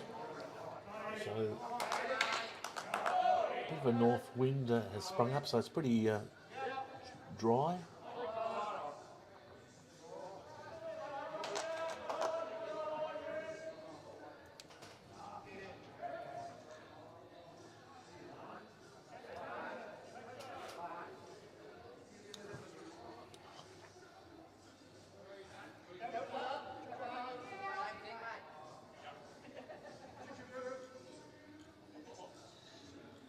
Just rolling a bit short there, so let me repeat the sides just for you again,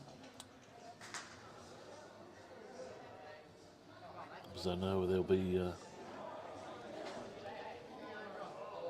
individuals out there that would just love to hear me make a mistake. So Peter Sudd, then Scott Biles and Ali Forsyth will be in the triples, first, second and the skip, and then for the Crowd of Comets, Buzz Price, Katie Lucas and Dodsey. So let's just doing a couple of roll-ups at the moment. Getting back in the groove. I'd like to thank the Kringle Club for some dinner. That was fantastic. That's why I had a break, folks, and chucked the stream on hold. So all good. Just a reminder to catch Halftime Heroes, the podcast for the 10th episode, dropped this afternoon, drops every Thursday. And a couple of good guests. Actually, I should go through them, shouldn't I? There's a... they started yelling already. But I can tell you in episode 10...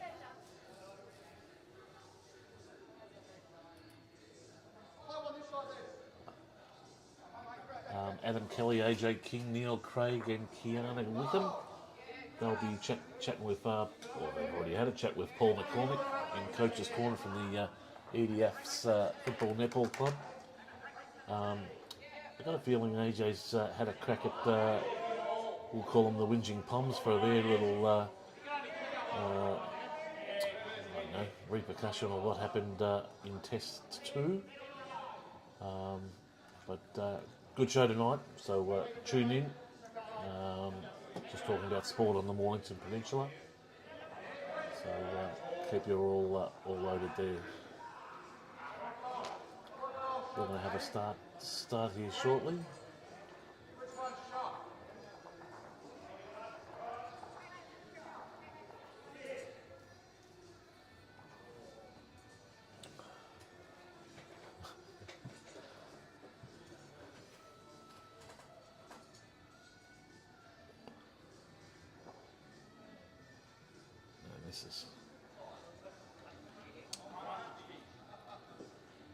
So they get a point for that. I don't think there's no highs or lows. I'm pretty sure they just get a point. So good action there. I can tell you that Myers and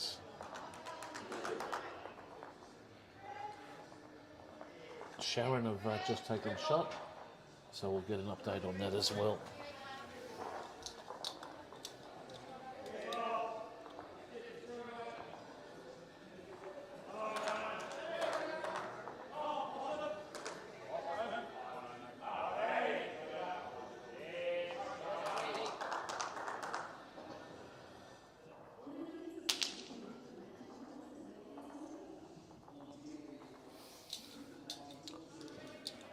haven't seen the score go up yet, so I'll just have a look and see what happens with the score one up there. So just falling short there.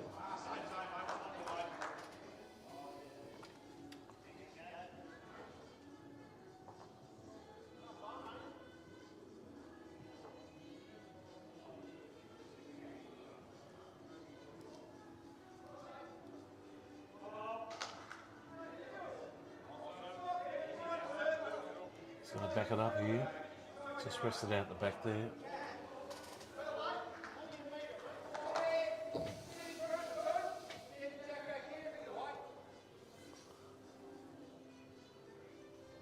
Again, thanks to our sponsors, Crowder Community Real Estate, Max Roofing in Australia, Momentum Gaming, The Resting Toucher down in Brighton on the Poon Highway, ProAb, the power of choice, electrical, and Halftime Heroes. Get on their podcast, and we welcome Pure Plant Protein. So they're trying to do their best to establish themselves on the Mornington Peninsula. So we'll be able to get on there and hopefully be able to try some next week down here on the Mornington Peninsula. So it'll be a great effort there.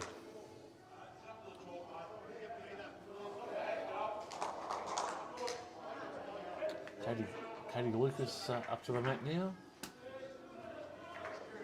I see it just before 5 o'clock. Yeah.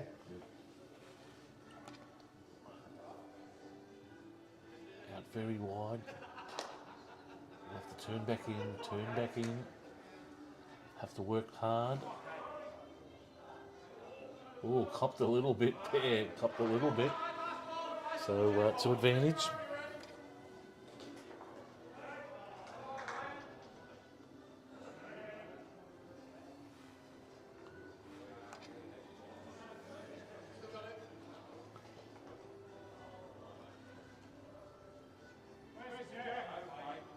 Just pop around the outside.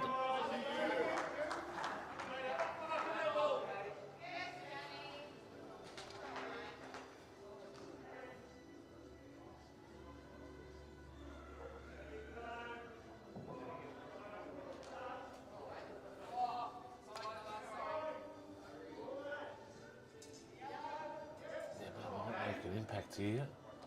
Might get a little clip and run on, and a little wobble and just fall inside. Yes.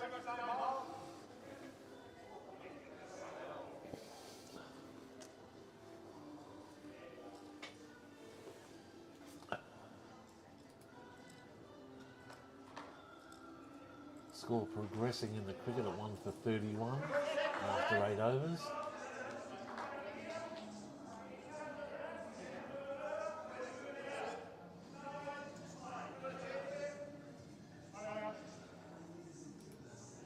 Tell you in the cricket, in the football,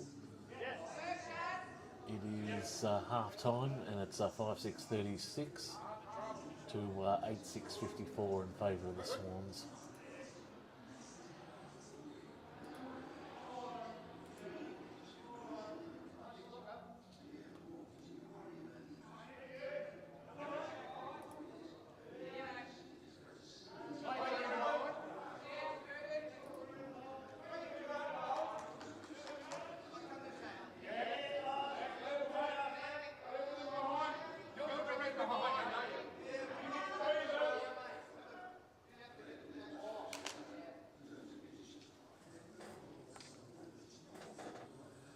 Forsyth now on the mat.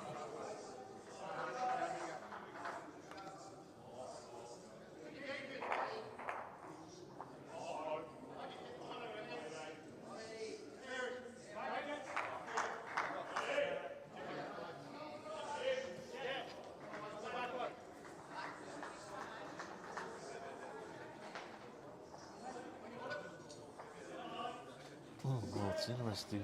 Buzz is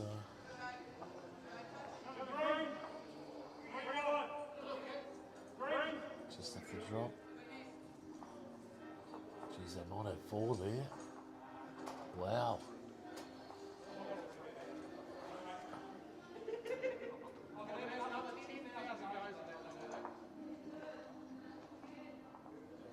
A 4? 4, 5, 6. Jeez.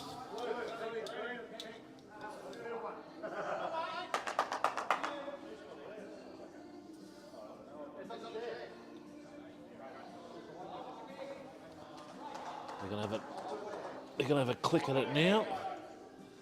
So I can tell you in the pairs it is 1-1. That's after 2 ends. And I'm just getting a score update coming through now, and it's mounting. I'll just update the scoreboard on the screen shortly.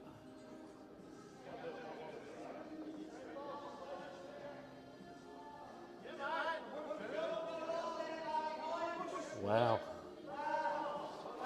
So on an end, they picked up 6. Sorry for that, and I'll adjust the screen. Sorry about that, folks. And we'll adjust that up there. Just have a look at the scoreboard as we pop out and have a look.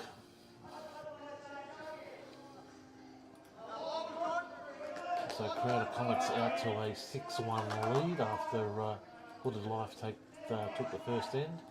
We'll make that 6.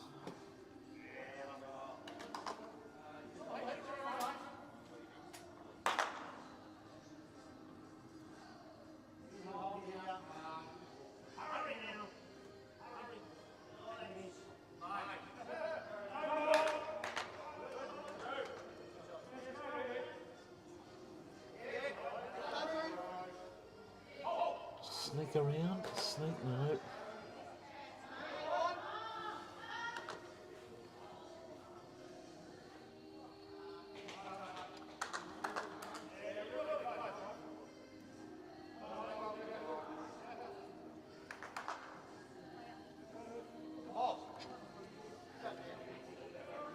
Just gives it a flick.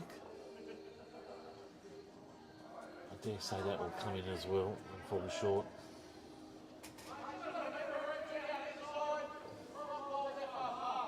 Again, Bowls Super League action on here tomorrow night at Kringle. Nice Friday night to come down. Probably have the footy on the telly at the same time. Have a meal, drink, jump on the machines, have some fun. Remember to gamble sponsor. Remember to gamble responsibly.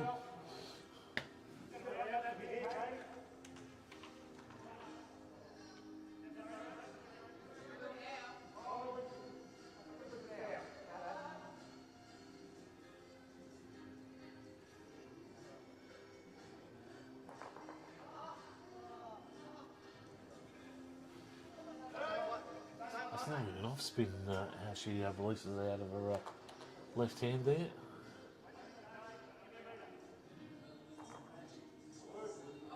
Oh no. Wiggled that through, crikey.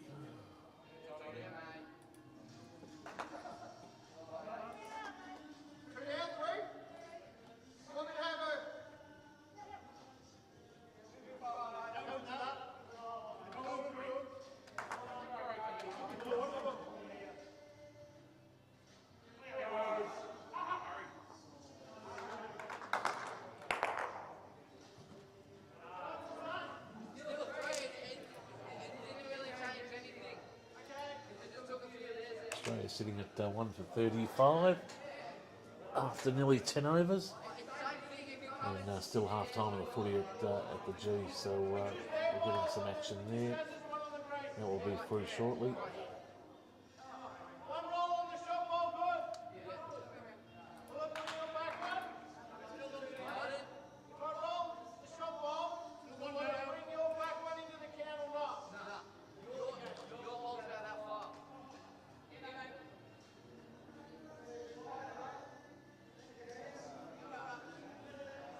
Buzz just needs. He did sneak around. Very nice, very nice.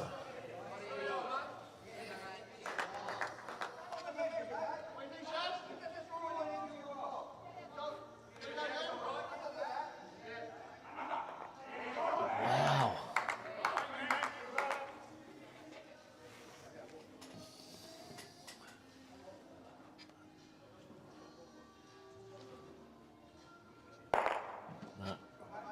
doesn't like it.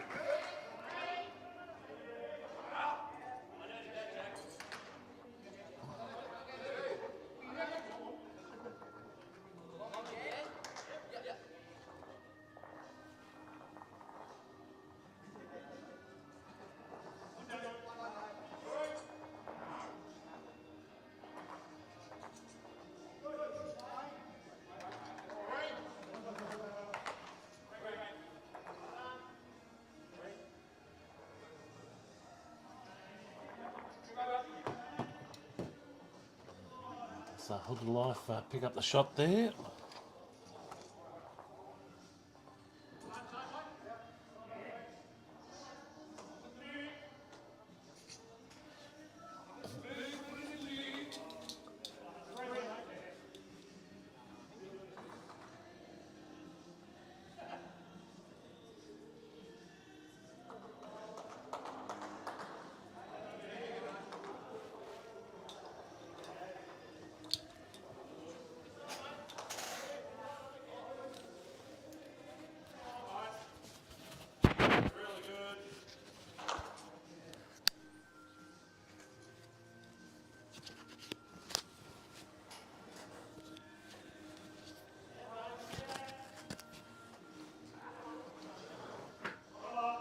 Just aiming a touch wide.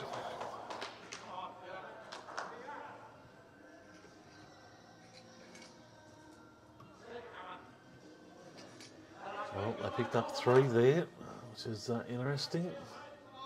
And I'll just adjust the scoreboard to reflect that. So it's currently 4-6 at the moment.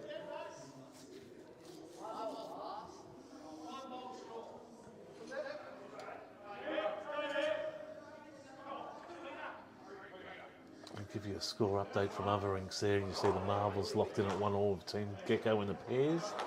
And in the triples, the marbles are leading at 4-1. Red yet to get on the scoreboard, RED. And they're trailing Mulgrave, who are leading 5 in the pairs and also leading in the triples.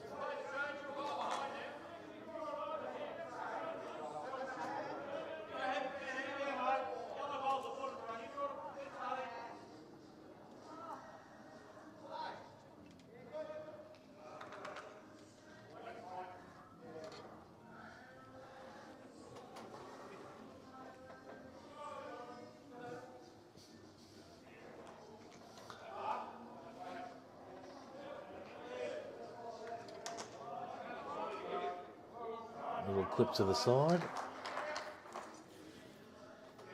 And just ticking up to 10 minutes to 9, which will give us 1 hour left.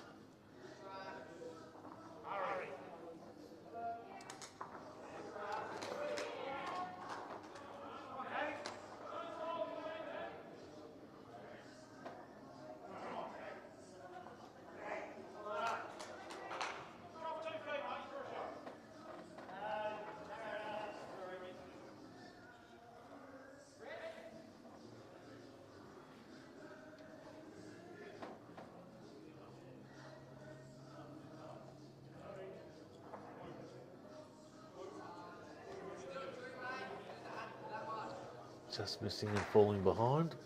Still in a good position there.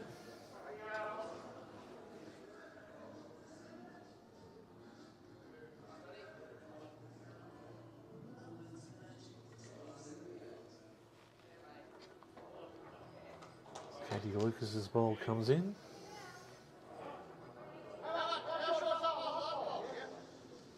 Just pushing across. And that will leave Buzz and Ellie to fight it off for the skips.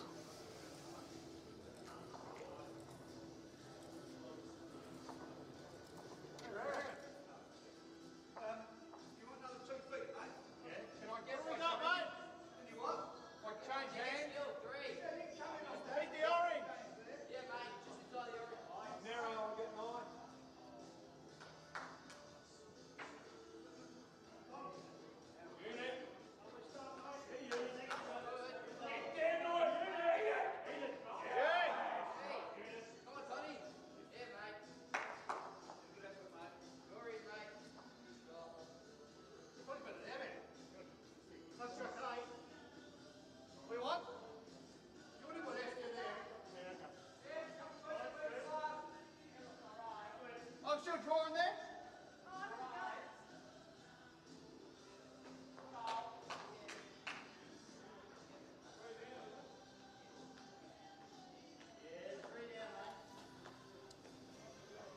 It's a buzz now, coming in.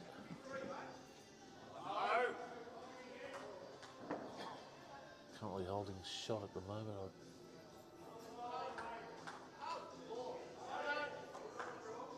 No, just slipping it. Good attempt.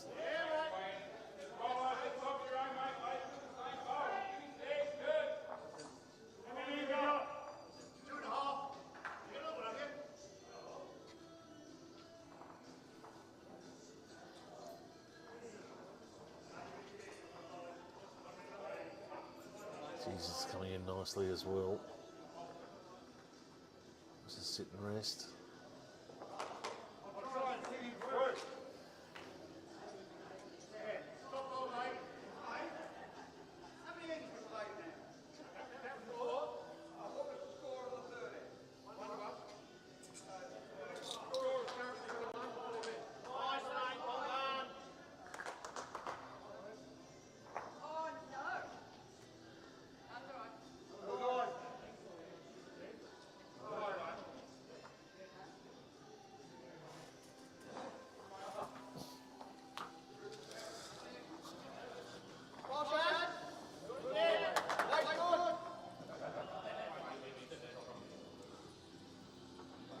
So just getting a score update now.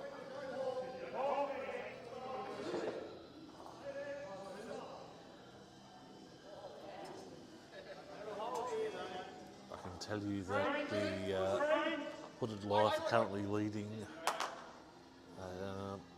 Crowd of Comets 7-1 in the pairs.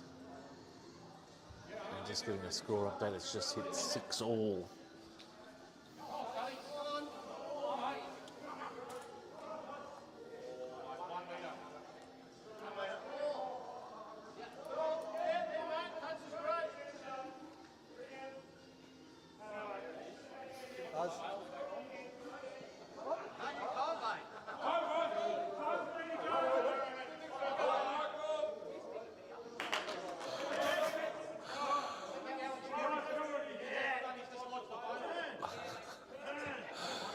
It's a national uproar at the moment with our station favourite Michael Stanley walking in with shorts. Yelch.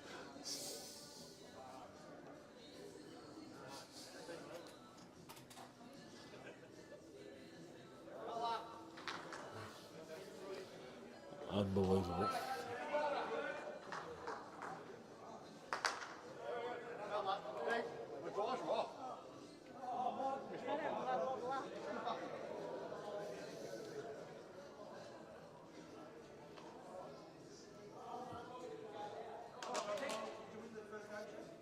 Dodgy just coming around now. Just needs to hang in there. Bit more work. Well done.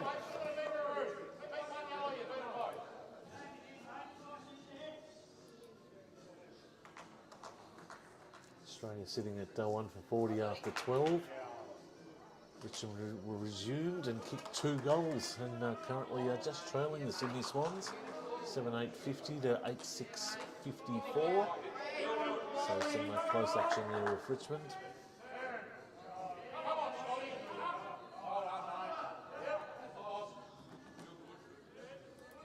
Anthony Baldwin, yes, go to comments, they're making a game of it, but Hooded Life do have some strong players. As Katie Lucas steps up now.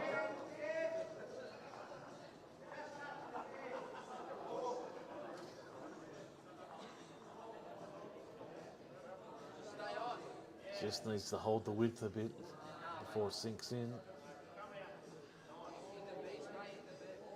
Ooh.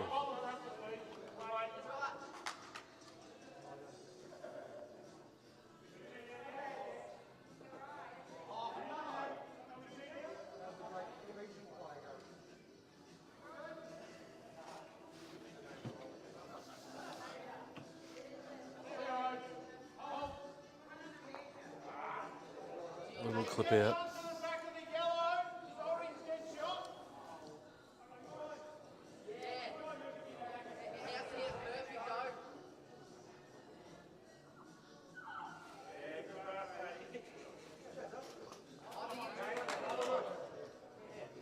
Yeah, better width here from Katie.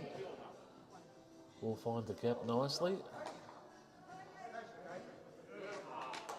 And that'll get shot. So, well done.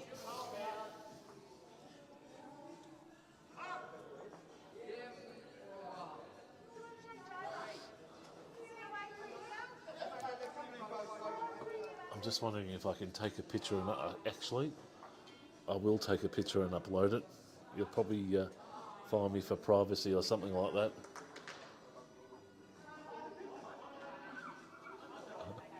I think I've got him.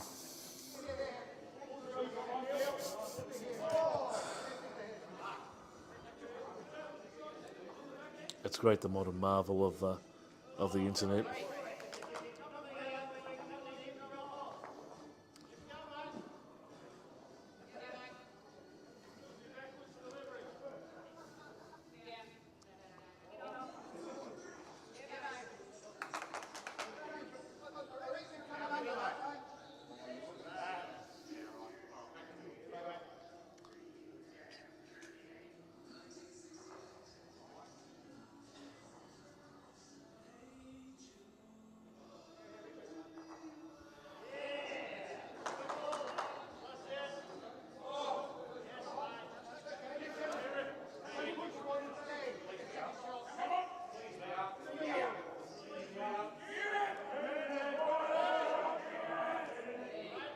They're starting to yell a bit.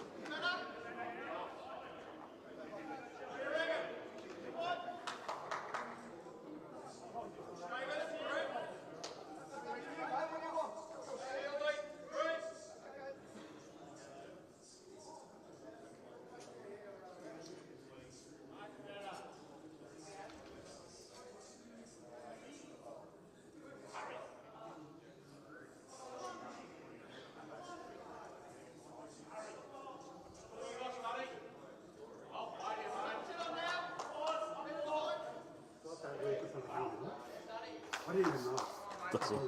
It's all good, Michael.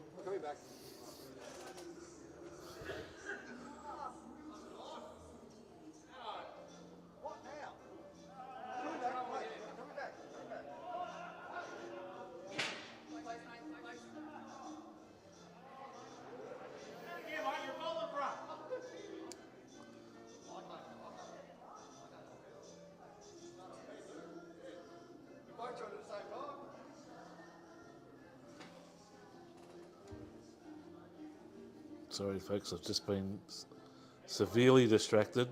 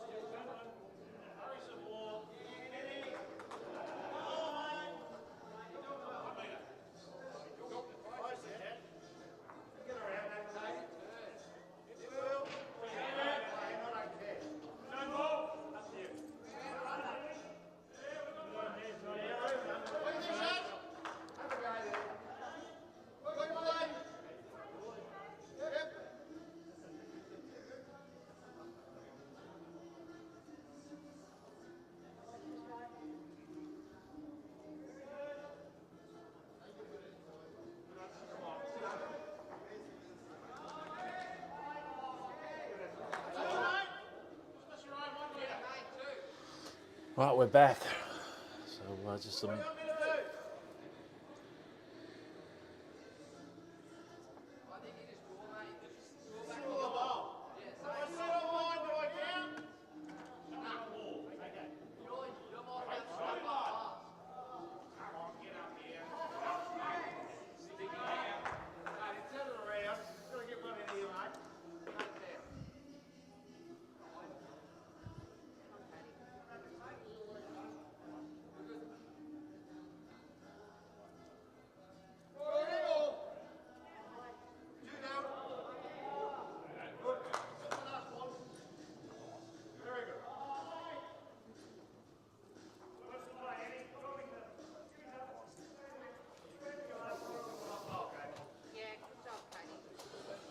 Oh.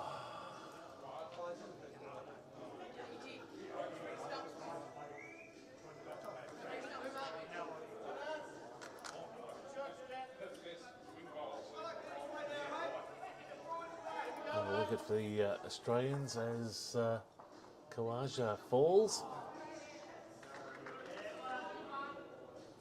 And Wood, 94.6 miles an hour, just rattles off an inside edge.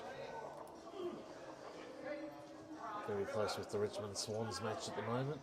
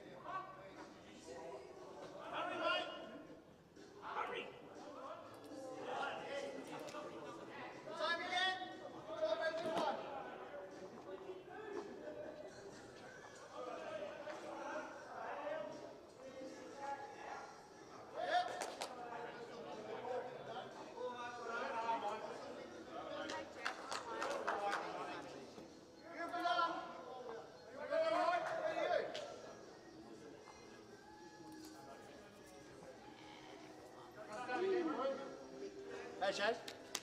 Yeah, my turn to do something.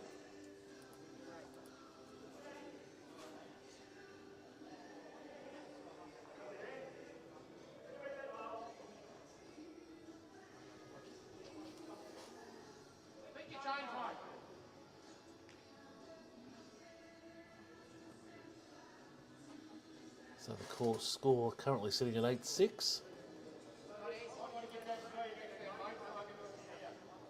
I've still got that vision in that I just can't shake.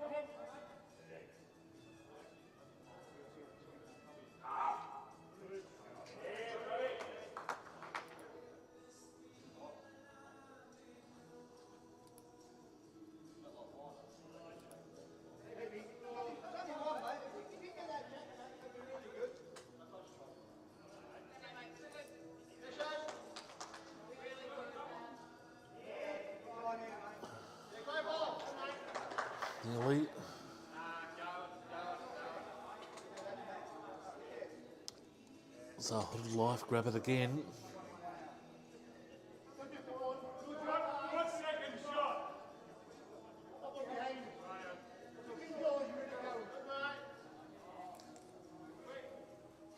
So I'm tipping Hooded Life. I've got 2 and looking for a measure.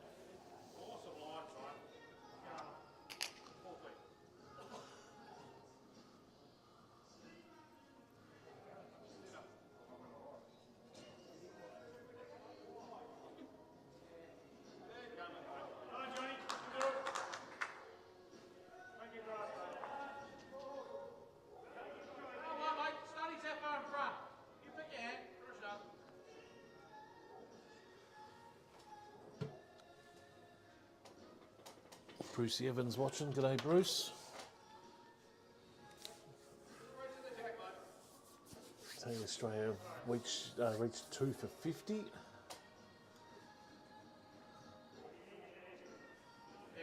This looks nice. Looks very nice. This clips in behind.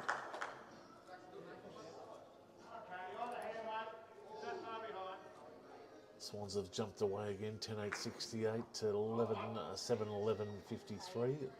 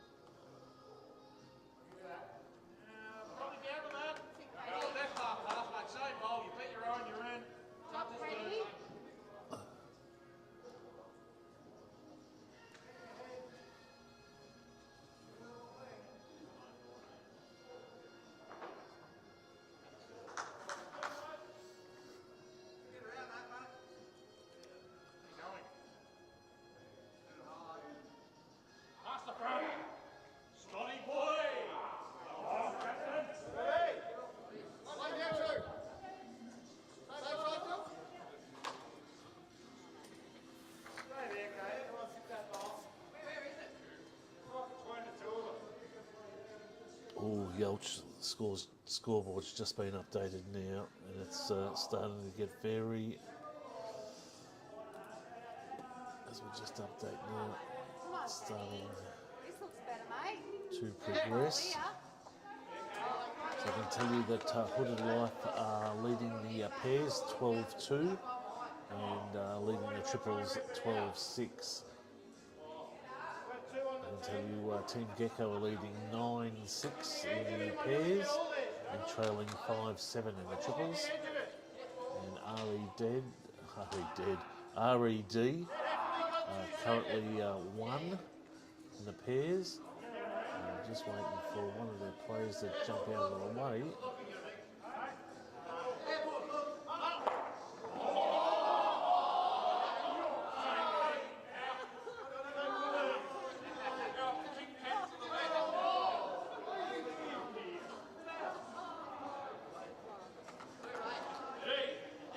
trailing RED are trailing 1-11 to Mulgrave.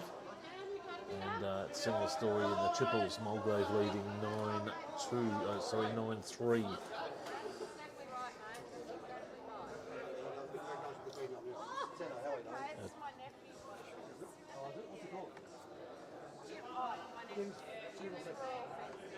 That's just coming around the outside. We'll just hold it there.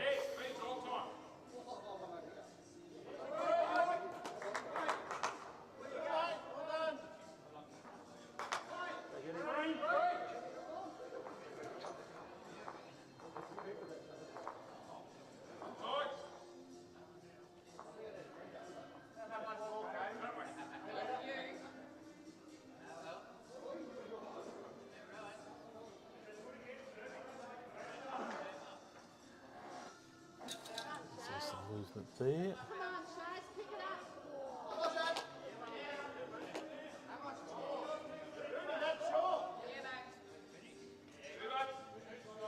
So I think they pick up another 2.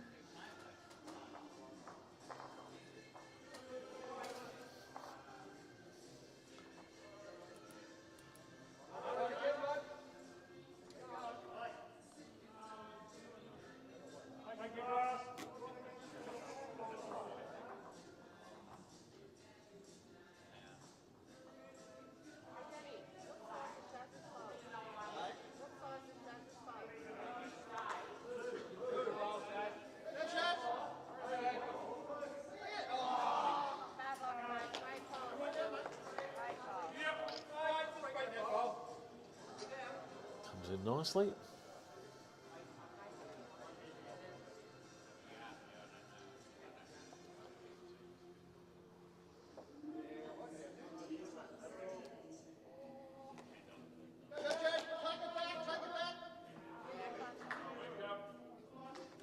Plenty of room to move here. It's coming up after 18 minutes past 9, which leaves us 42 minutes. But Hooded Life seem to be in full control here at the moment.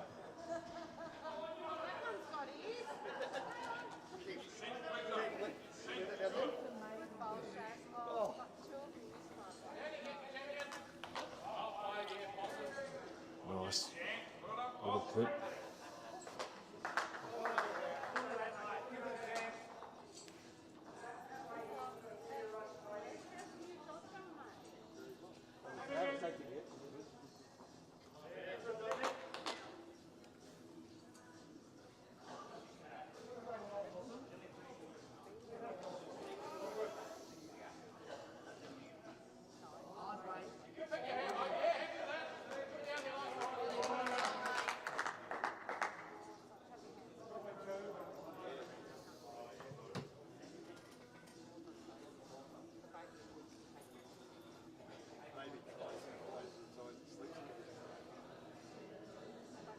Better line coming in here.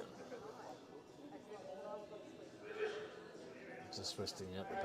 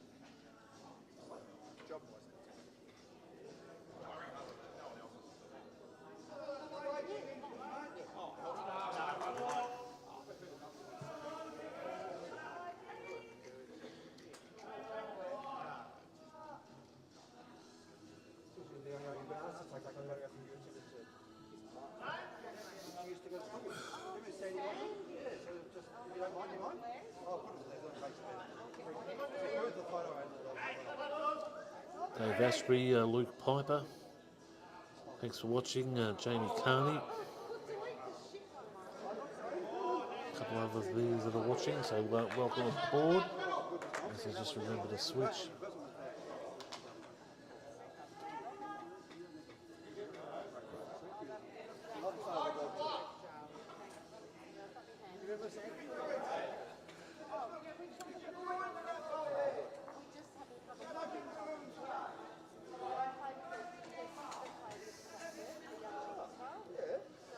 Ellie Forsyth.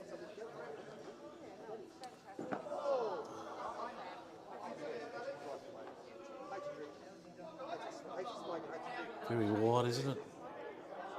We need to climb back in there, but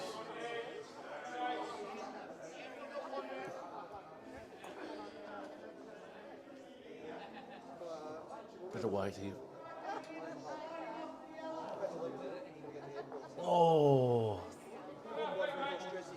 very close, very close.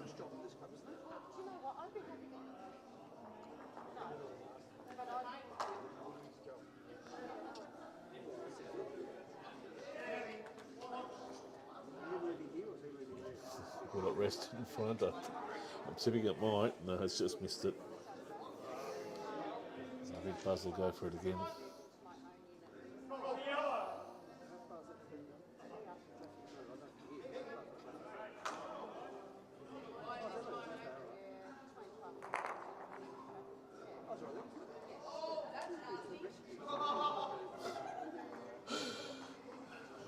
I think Katie took the words out of our mouth there.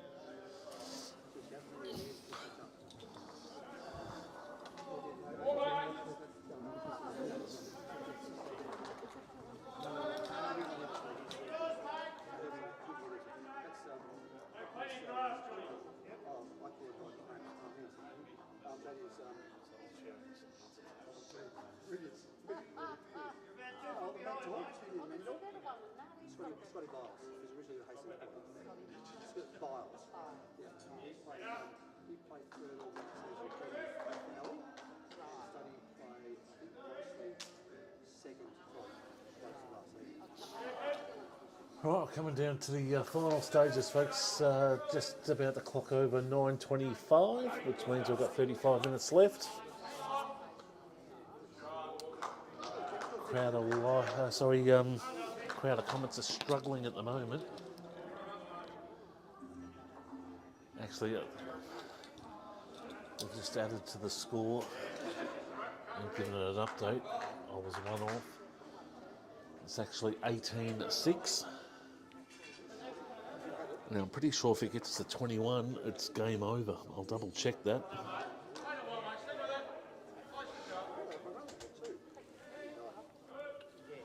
Very interesting. Nice relaxing night down here at Skyedome Coringle. Nice little crowd in attendance, especially out the front and out the back. I would like to try and share a picture of the great man, but it's proving difficult.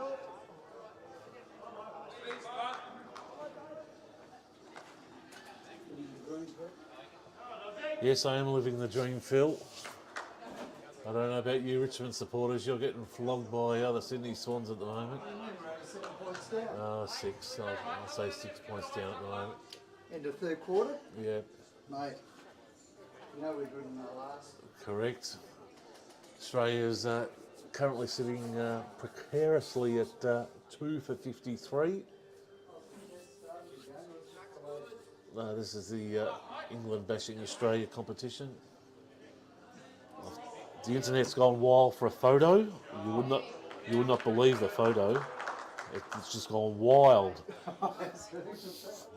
There's some indiscriminate person that we're trying to publish a photo, folks. on the comments so you can get a full garment of what's going on here. Hence why we've been a bit quiet.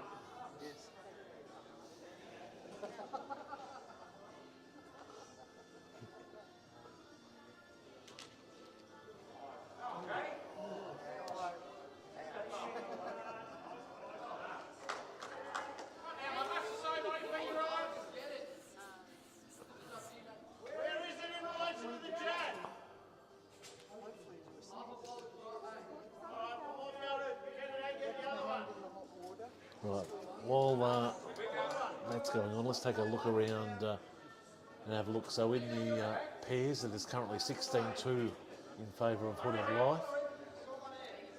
In the triples, it is currently 18-6 in favour of Hood of Life.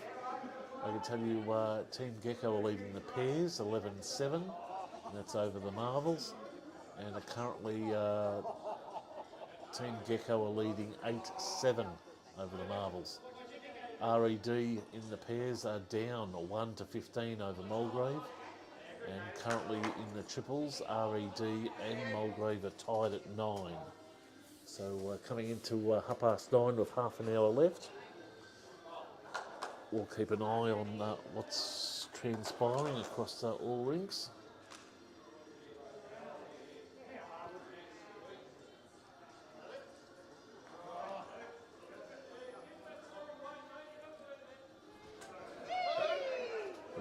If you're a supporter of the Crowder Comets at the moment, you're struggling a bit, folks. They're trying to make a comeback as Ellie Forsyth comes up to the mat.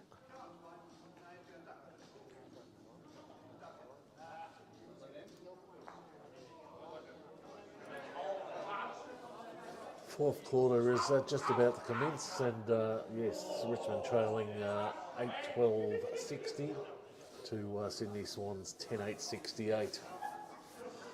And Australia in the 18th over, actually just clicking over to the 19th.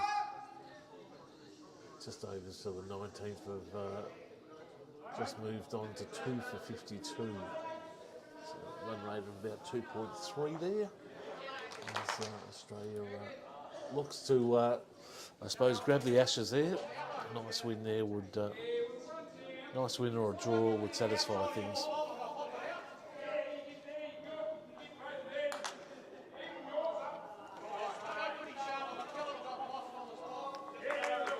Again, thanks to everyone for sharing the page around tonight. Pretty difficult night for getting some airtime, especially with cricket, footy. I'd imagine the league would be on as well up in Sydney. And again, thanks to our sponsors of the night, Crowder Community Real Estate, Macmax Roofing, Momentum Gaming, The Resting Toucher in Brighton, and ProAb Electrical. And of course, a special plug there to Pure Plant Proteins. I'm going to try and get some down here next week, folks. So if you want a tasting session, come on down. We'll see what it's like. I haven't tasted it. You haven't tasted it. So come down to the Kringle Skydome and we'll have a shot and see how it goes. Told they're in bite size, so we'll give it a shot.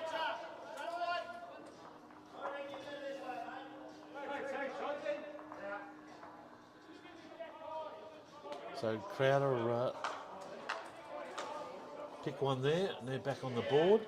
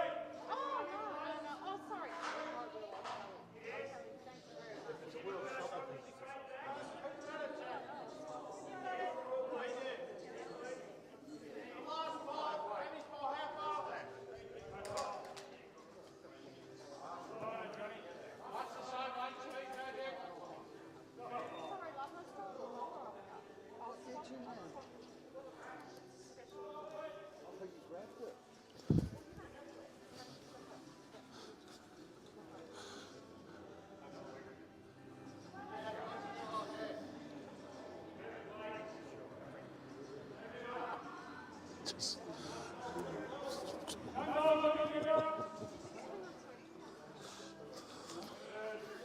no, everything was fine, Phil. It's all good. I'm just pointing it out. Just be careful.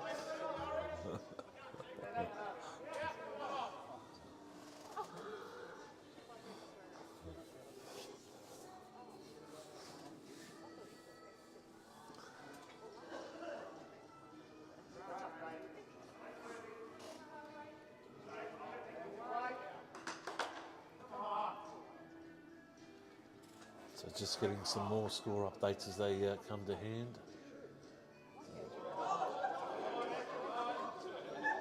There has been no major.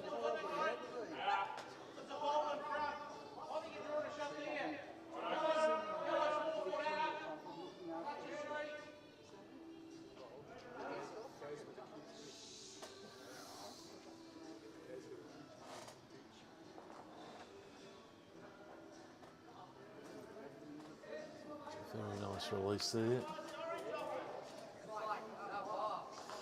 Bit wider, so they'll be going out the back and down.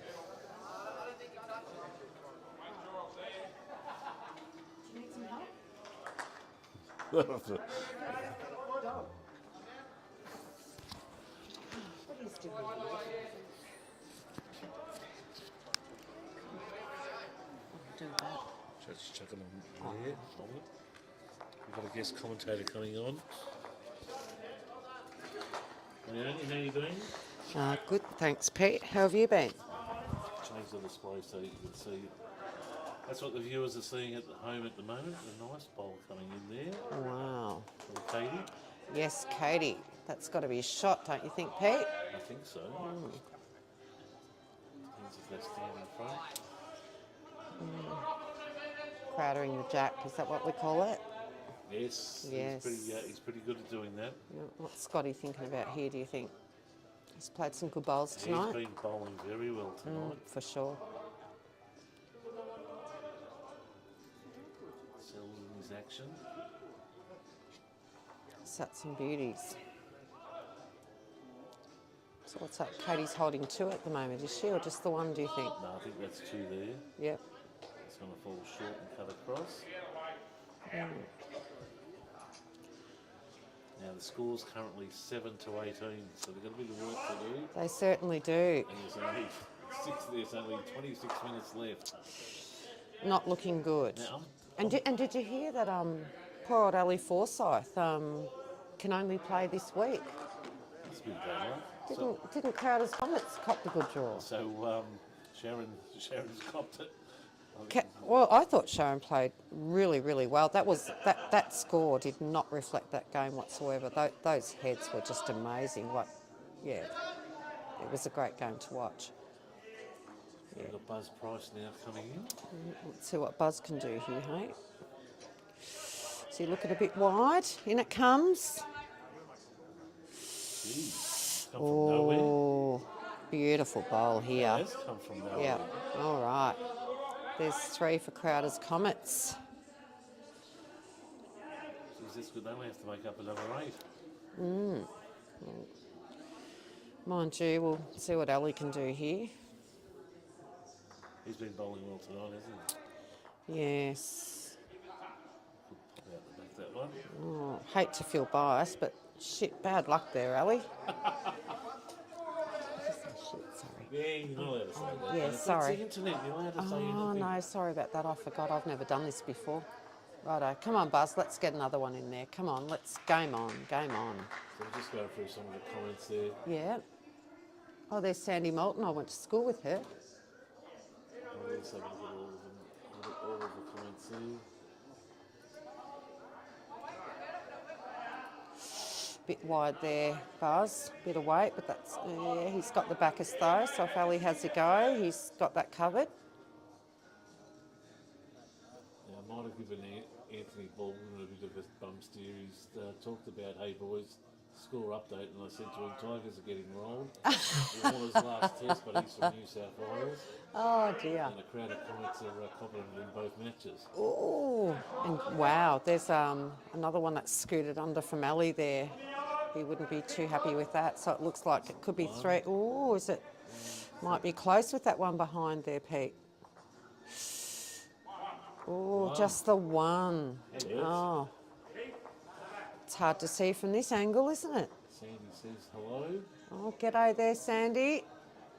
Yeah, we go way back to Our Lady of Sion days in Sale. Sale. Sale. That's scary. I used to know that some boys that went to that school. Oh, well, I hope they didn't go to Our Lady of Sion. I think they would have gone to St Patrick's myself. You think so? Yes, I think so. It's now, all co-educational now. He's now on Look. Now I know what you mean when there's... Oh, you just swap that around. Oops. Push the buttons. Yeah, okay. So is that what we're seeing again here?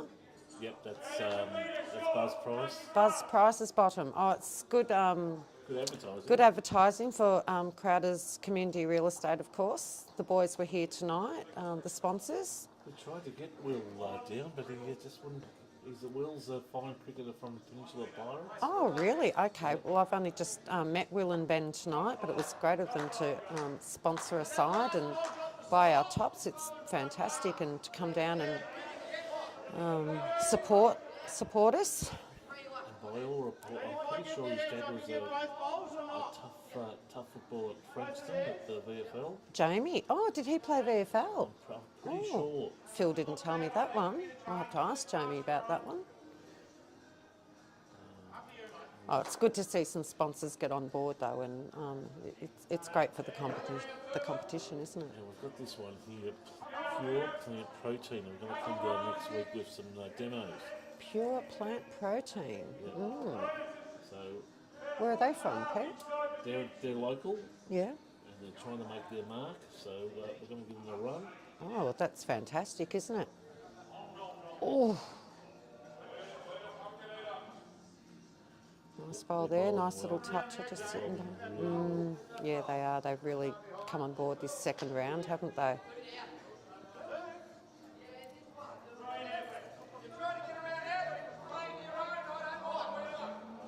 It's a bit rowdy up there.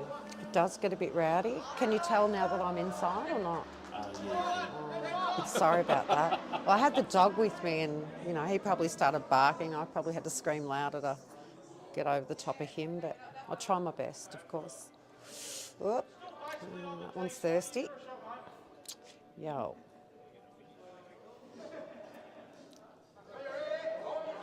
Now, I'm not sure if there is a cut-off at 21 in this match. In the pairs? Yeah, in the triples. So we might have to get hold of Fabulous Phil. We might. He's probably out there babysitting. Oh, is he with that? Just wander out. Yep, okay. Oh no, he's disappeared.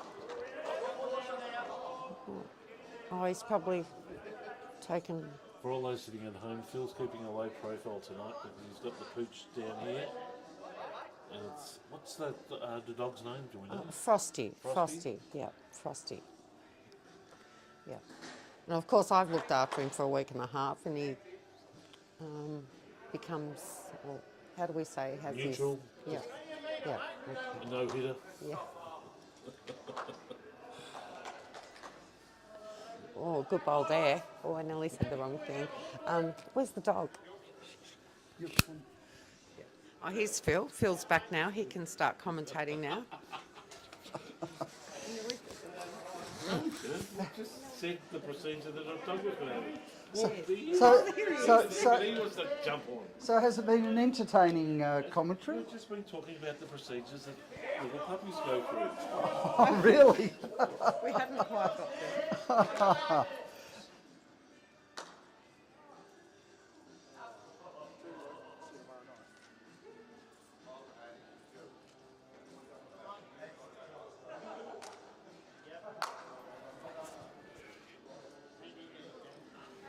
So how's the score going? Whoa. Yes, it's starting to...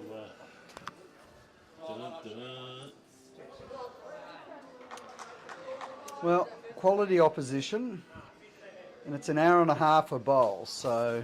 Now, a question we were asking Leone, Phil. Yes. And maybe we've said that you probably know, is that... I don't know. In triples and pairs, if you get the 21, is game over? Triples and pairs, no. No. How many ends? No, it's 15 ends All the time. all the time, yes, which we do have to keep an eye on, of course, because at 10 minutes to go I do have to ring the bell. Oh, very good. Oh.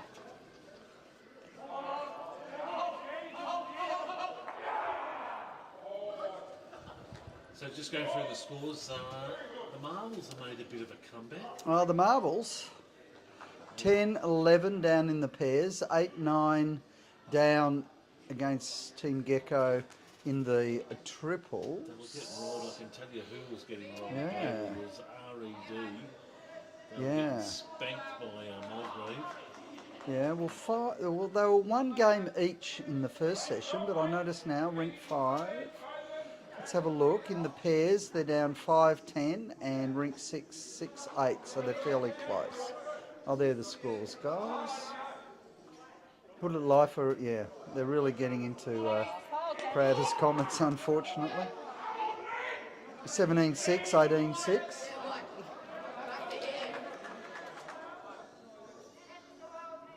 So they've won another one.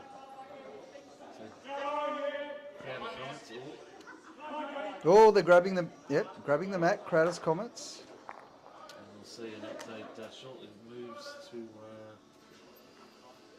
for a score update.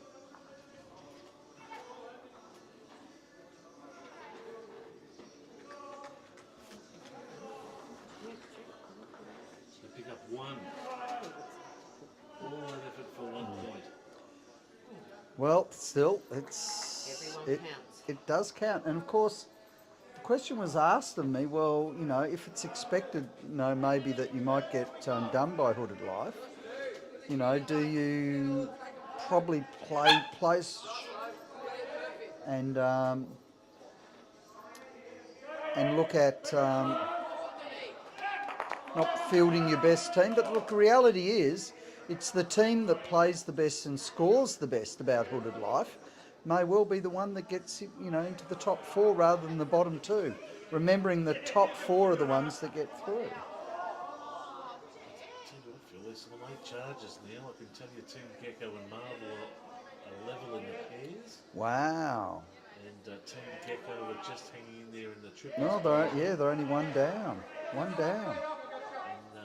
And RED have come back and leveled in the triples. Actually, the scores just went backwards in the triples.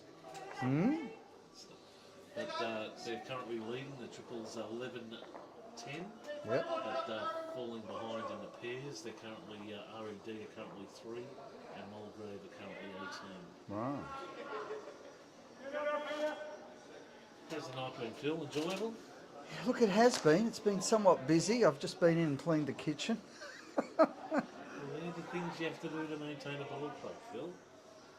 Yes, I've done that. The scores are all inputted, which is good. The finances are all worked out and put away, so that's all good. And how's the young sponsors? The young Yes, creators? yeah, well, they're here for a while, the young lads. I was going to try and get one of them to come in, but I had everything lined up. yes. But look, in all sincerity, we do thank all our sponsors. They're pretty well covering the whole of the $10,000 prize money, which is excellent.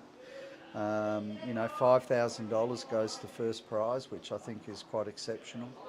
The process that we're going through is obviously 3 sections, Tuesday, Thursday, Friday night, 6 teams, each play each other, so 5 weeks of this, guys, and then we move to having the top 4 play off. First place 4th, well, great ball. He's done that twice tonight. Oh, really? He skipped the stone across the pond and just hit it. Oh, there you go. Yeah, so each section we have semis and then finals, so that's 5 weeks, 6, 7 weeks. And then what we're working is we obviously have 3 section winners, and the ones that finish second in all 3 sections on the Tuesday night league will do a revised shorter version, playing off against each other to see who will actually be the lucky second place to play into the absolute finals with the other 3 section winners. So then we'll play the semi-finals, and it'll be a random draw there. So basically all 4 will go into a hat, pull it out, see who will play who. So they'll be the semis, and then the ultimate final will be the following week. So we're looking at 5, 6, 7, 8, 9, 9 weeks in total. So everyone's been certainly enjoying themselves. A lot of these teams have now starting to get sponsored. You know, we're looking at Wrestling Toucher, Pro-Ab, Crowders. We're also looking at Hooded Life. As you can see, they've been beautifully decked out by Todd with his sportswear, and they've all been done. So it's been terrific. Just as the rain tumbles in, yes, you can see the radar. There's 2 bands of rain just crossing over Frankston at the moment, and it's just hit Coringal. Yeah. Well, that will be affecting the football, I'd suggest. Well, the score in the football, just as you might... Oh, they're up by a point, Phil. Go Tigers. 10-16, 76 to 11-9, 75. Well, that won't impress Toddy Simmons, who is a massive Sydney Swans fan. And he'll be looking through the window here onto our large screen in the public bar. That's for sure. I can tell you Australia's struggling at the moment, 3 for 80.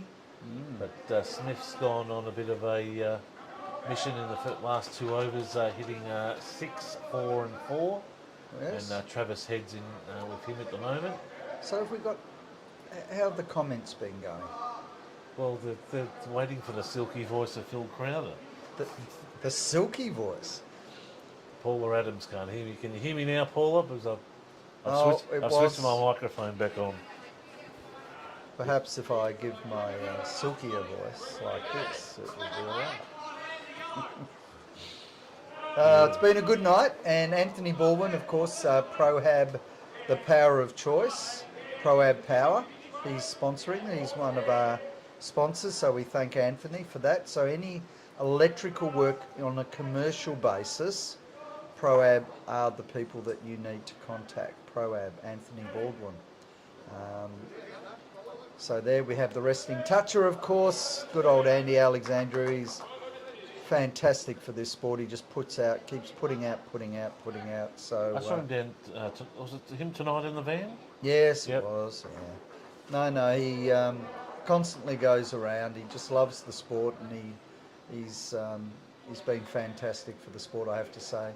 Momentum Gaming is our major sponsor, our gold sponsor. We thank them very much. Crowders Community Real Estate, for all your real estate needs. Give Crowders a go. My brother and his two sons, sort of 30-year-old and whatever, and Ben and Will, give them a chance, ask them to see if they can give you opinion of value, and I think you'll find, without trying to be biased, they're very honest, down-to-earth, enthusiastic, and I know they'll do the job for you. Now, was your brother that played footy at Frankston? It was. I thought that. So that's yes. So was I was talking earlier to Leonie and mentioned that, and that they're also avid supporters down there at Frankston Dolphins. Yes. Well, because Jamie played there. I'm pretty sure he's a life member there, I think.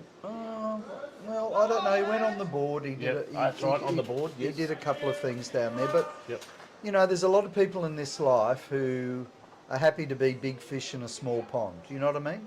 And there are others that strive to really push themselves to see how far they can actually go in their chosen sport.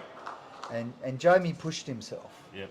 He gave his all, okay, and he did. He got to VFL level, to his absolute credit. But there are plenty of people.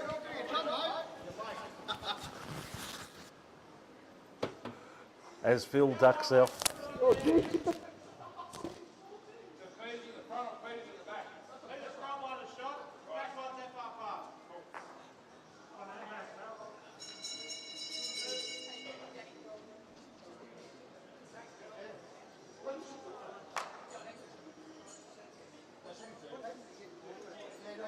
You'll look that way.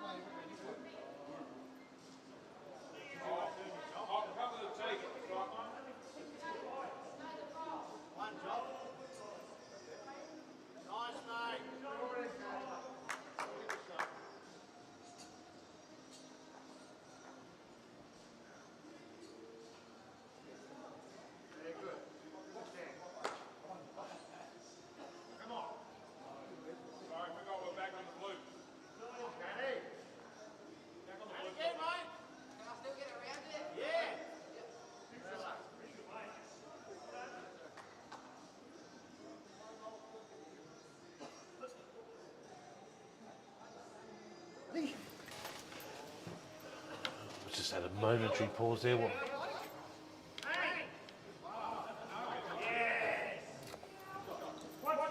I'll have to make sure, so I'm a minute late on the 10-minute bell. Time flies, well, it's only Oh, it does. 7 minutes left.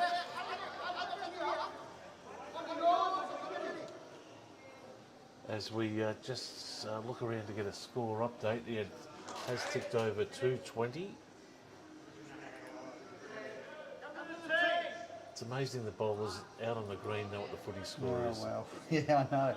Put it live, 17-9 in the pairs, 29 in the triples that we're watching. Marvels are now up over Team Gecko, 12-11, but down 8-12 in the triples. We're looking at RED. Unfortunately, they seem to be a bit reasonably well down in the pairs. Just looking now for... Can't see someone standing in the way. Of course you can. Fairly down on that, and but in the triples, 14-10. So we're into the last about 8 minutes. I need a fucking answer to this question. Hey? Oh, sorry.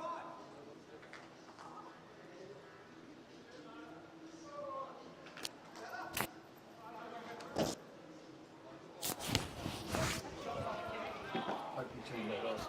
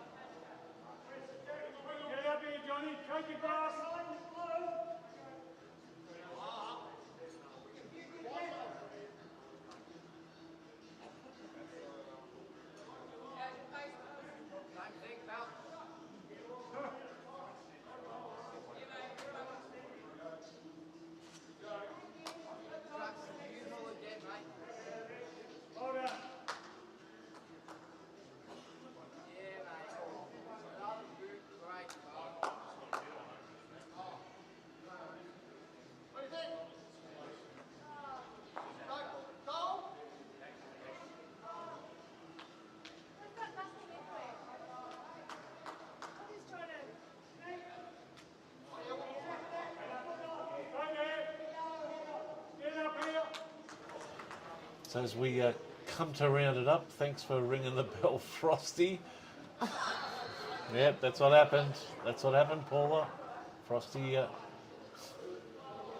rang it.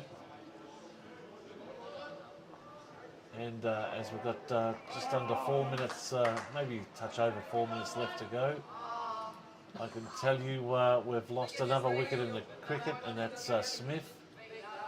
And he's gone kaplonk, and Bairstow's taken him out after dropping him in the last over. So they'll be going berserk out there at Headingley. Oh, it shows you're all over it, Pete. I think the Tigers have home. I'm just trying to get a score. Yes, the Tigers are looking home 82 to 75. Oh, no wonder the bell wasn't rung. We'll get the other camera at the other end happening. You can see a score update while they post their first ball down there. And we'll get that happening there.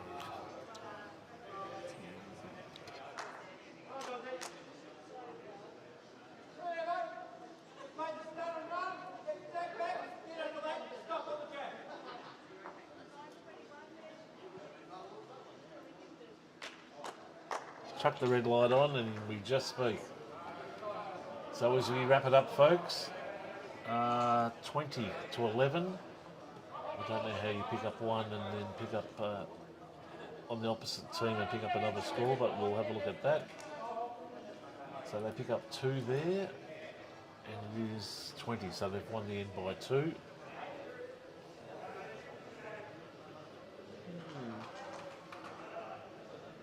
Frosty's just about to man the bell. One of the before he loses his own ringer. Good idea.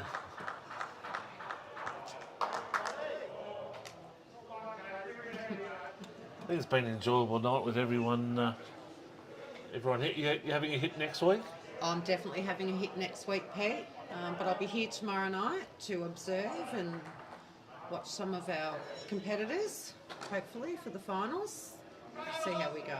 Friday night, and I'm banned from Friday night. Oh, you're banned from Friday Yep. nights? Oh, dear. I tried the old excuse of saying I'm putting the rubbish bins out, but But the rubbish bins don't go out tomorrow night, I'm guessing. they're out tonight, actually. Happens, I guess. Right, we'll just pan around. Oops.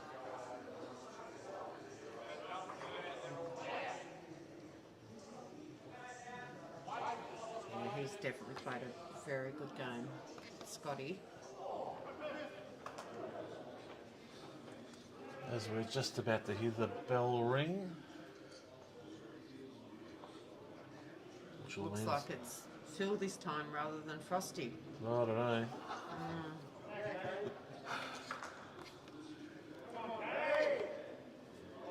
Katie Lucas comes in. Just nice. Nice bowl there. That's got to be shot. A bit of push. It's got to be close.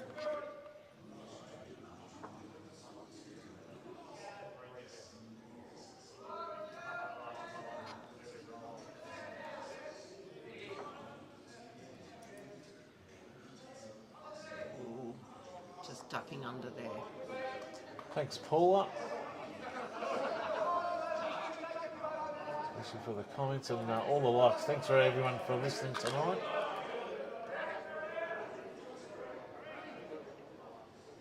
I think there's 4 bowls left in this match, and I think the bell might save us from another end.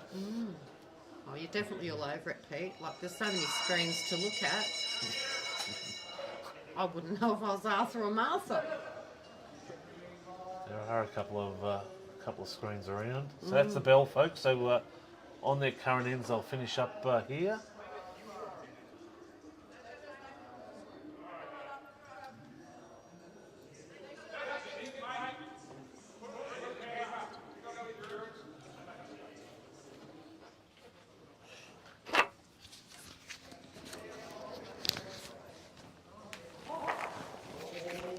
As we So the bell has been rung, Pete. as we just pan around after losing one of the cameras, we'll just Okay. move around. Well, it's been raining outside. The good news also, Pete, is that I believe Richmond has won. It come from behind. Actually, as soon as we said that, the viewers started to drop off. Oh, really? Well, Todd Simmons wasn't very happy when I notified him. He said, oh, well, they'll probably finish 9th again. So, fairly good comeback, I felt. Todd being a very, very ardent Swans supporter. So, they're all finishing up tonight. Look, some... So we're looking at Hooded Life in the end, even though a couple of close battles ended up with 4 wins. The Marbles looks as though they're going to end up winning 1, losing 1 at this stage. So that's all right. So they've done all right there. RED actually winning 1 and down 1. So up 1, down 1 as well. So they've done quite well, RED, but Hooded Life certainly have won all 4 of their matches tonight, as far as that's concerned, Pete. So, folks, if you're in the area tomorrow, pop down to the Skyedome for a full night's action of Super League. The bistro's open actually, so you can certainly enjoy a meal and also watch the bowls as well. But it was lovely having Ali Forsyth here playing. The New Zealand international, lovely. Geez, you like bragging about that New Zealand bit, don't you? Look, it's just over the ditch. He's actually a really, really lovely guy, and look at he's just having it. I know he's got 2 legs, 2 arms, but he's actually a very lovely guy, and I had a very, very good chat with him, and he was using Tiger 2s tonight, hence why they were turning so wide. But I'm noticing a lot more players particularly when Leonie and I played down at the Vic Open, that quite a few of the top players were using the Tiger 2s, which usually predominantly are used in England actually on their indoor arenas so that they can actually get around and in. And Ali believes that it's not so good for Leeds, for the Tiger 2s, but certainly good to get in shots, and you can still use weight with them. So there you go, very interesting, lovely chat. Fantastic. So thank you, Pete, again for doing that. And back here Tuesday night, folks, same time, same channel. Join us then, and until then, have a great weekend, and good bowling to you all, and we'll catch you on Tuesday.